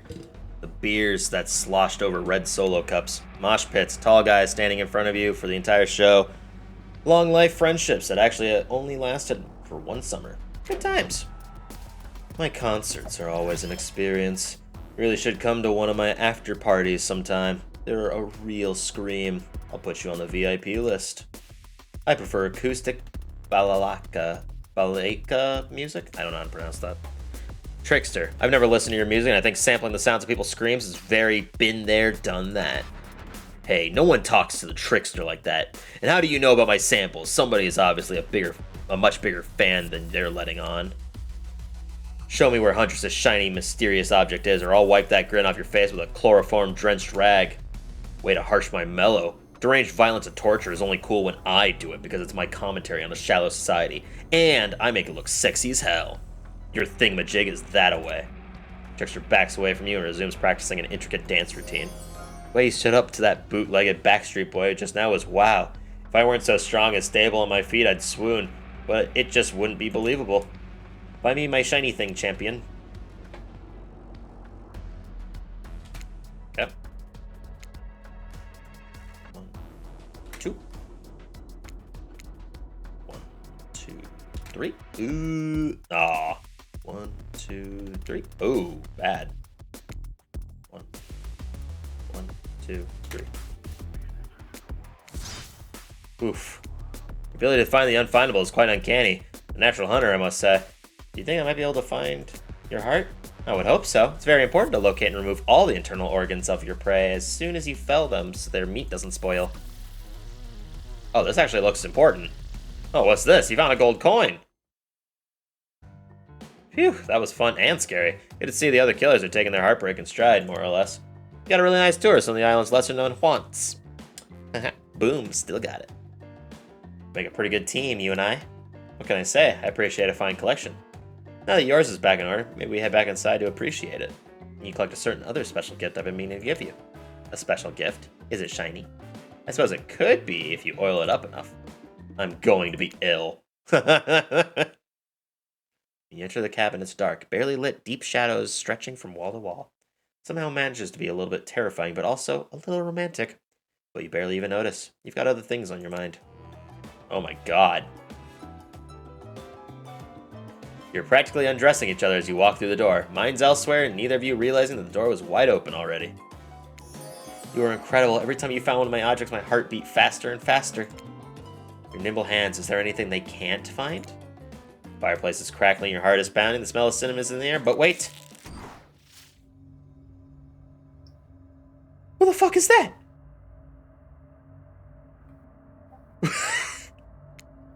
Huntress quickly pulls her beach cover back up. My darling. Wait a second, is that her mother? An old Russian woman bearing a striking resemblance to Huntress sits, warming her hands by the fire. She turns to you and you're shocked to see that she appears to come from a completely different time in history, wrapped in old, unfamiliar clothes that are completely out of place here at this beach retreat. Without thinking, you blurt out, "What an honor. It's you. I can't believe this. You're the Mama Huntress. I've been dying to meet you. Well, nearly. Can I help you with anything? Glass of vodka? A hatchet for revenge on the elk who slayed you?" "Oh no, my child. I am quite content. Just happy to know that my little darling is taken care of." Huntress chuckles nervously. "Hi, Mama." Paulette and Dwight burst in like they're in a prank video. Bet you weren't expecting this date to include meeting her mom. What? Hey, Huntress, how do you feel about your dear old mama coming to interrupt your date? Huntress throws a hatchet directly at the two survivors. It skewers the wall in between them. Without another word, they quickly scurry away. Good girl. Huntress turns to you. I hope this is alright. I was kind of hoping to bang. Of course it's okay. I give great parent. Wait, what? I give great parent? Huntress breathes a sigh of relief. It's just not the mood I thought we were coming back to, but I'm here now. I'm in it. I'm ready to meet your mama. Thank goodness, because my mother is the only person, most important person in my life. We Russians invented tea. Did you know that? Mama Huntress shoves a cup in your hand, and as you drink the tea from her, the air becomes warm around you. You, Huntress, and her mother sit by the fire and exchange stories and anecdotes. Mom pulls out some old-timey pictures of the young Huntress in black and white, holding bloodied animal corpses with a chilling, dead-eyed stare. You all laugh and eat raw meat of some kind. It's a lovely time, almost like you're back home. You've forgotten that you're on a possibly cursed island atop what is likely some sort of hellmouth. Look, that's not official lore, I just call it like I see it. Every so often, Mama Huntress clutches her stomach and her eyes stare into the middle distance. She mutters some sounds as if reliving the moment she was skewered by an elk. It's very grim. I like you. Thank you for indulging me in my tea and stories. So tell me, what are your intentions with my All right, hold on. Hold on. Hold on. Hold on. Hold on. Hold on. Hold on. Hold on. Hold on. Hold on. Hold on. Hold on. Hold on. Hold on. Hold on. Hold on. Hold on. Hold on.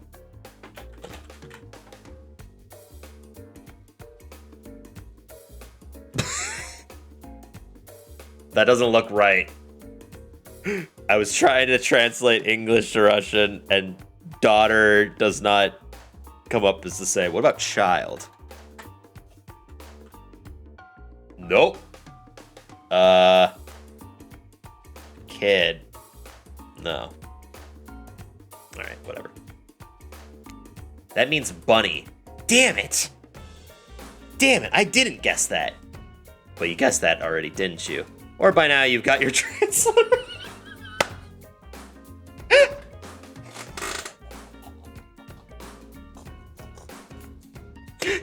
Shit! I've been called out.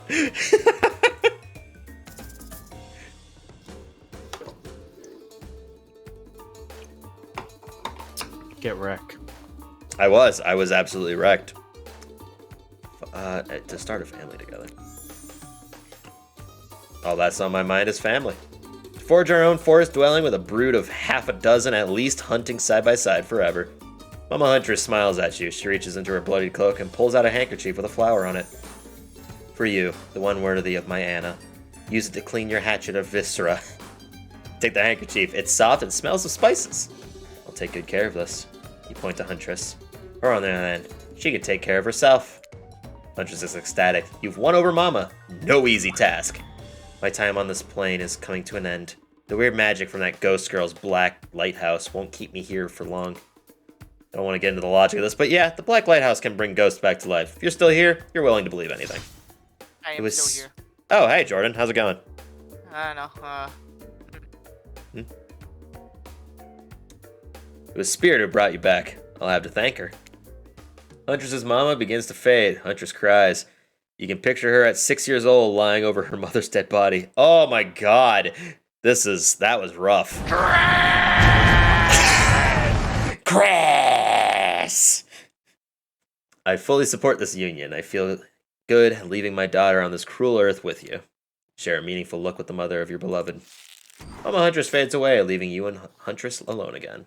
Not a second later, Claudette and Dwight storm back in, never alone for too long on this island. Time for a dramatic scene between the lovers. Shall we adjourn to the forest clearing for ambience? Whoa, that was a screen. You and Huntress stand holding hands in the forest clearing. Dwight and Claudette watch your interactions closely. Too closely.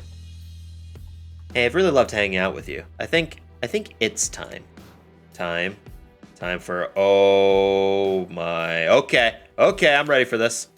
Time for you to call me by my real name, like my mother does. Will you call me Anna? Oh, that. Yeah, of course. I think Anna's a beautiful name, and you're a beautiful person, Anna. Taylor, do you know what I'd like to do right now with you beneath the moonlight? It's bright out. I'm feeling closer to you than I have ever before. There's nothing I'd rather do right now than... She averts her eyes. Does she mean what you think she means? Nope, she's looking right at Dwight and Claudette. Chop up these two fools with you. Anything for mommy. Yep, absolutely. My hatchet is as sharp as my love for you. Let's get bloody. Oh my god! It's a gruesome scene as you and the Huntress go to town on these innocent survivors who just wanted to help you guys out. Look, it's fine. They reincarnate anyways. We were being forced to help you. I can't hear you on account of the congealing blood in your mouth. Once you make quite a mess of the survivors, you and the Huntress look at each other with manic eyes. Shall we return to the cabin? I'd love to get you out of that beachwear and into something a little less there. Thought you'd never ask. Once inside the cabin, Huntress strips off her kaftan, revealing every curve of her muscly bod. You follow her lead, disrobing for the first time since waking up here on the island. Yeah, you've been sleeping in your clothes, no judgment, it's a strange new place. You kiss, and yes, if you're wondering, it looks like she's gonna keep the bunny mask on for the sexy time. This is the part where I skedaddle. Decapitations? Sure. Tiger maulings? Love it. Dudes crushing other dudes and car crushers? Gotta have it. But hanky-panky? That I can't handle. I'll leave you horny kids to it. Ah, je ne moi que c'est boule. What? Just because Hunter speaks Russian doesn't mean I do. I speak Canadian French. It's a thing. Look it up. Is that true? Mason, yeah, can you confirm? Yes, it is indeed a thing. It's make believe because French Canadians don't exist. If you're from Quebec, I inherently hate you. There you go. Do you know any French Canadian? Say something in that language. We baguette. Oh! I wonder if that's a translation in Google Translate. Is French Canadian? Nope, just Canadian. Just Canadian. Not French. Oh. Just because Hunter speaks Russian, yeah, look it up. Am I nervously running my mouth now just to give you two time alone in the dark? Maybe. Stop me if you've heard this one. A hillbilly, a doctor, and a clown walk into a bar. Fine, we'll get back to it.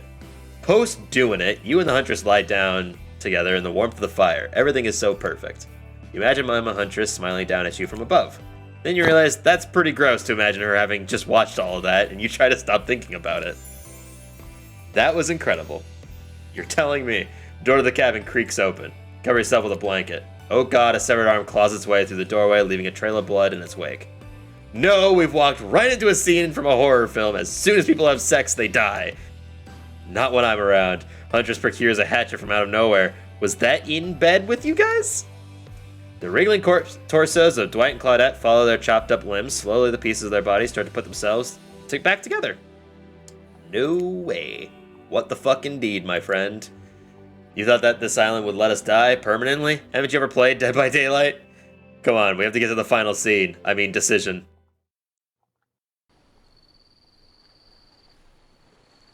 Claudette and Dwight lead you and Huntress back to the empty beach. You both bask in the glory of being freshly laid. That sounds terrible, doesn't it? Like some sort of laundry detergent. Freshly laid. Actually, maybe that's good. I'll get my agent to start circulating that. When was the last time you were freshly laid? When did you have a load of freshly laid? Freshly laid.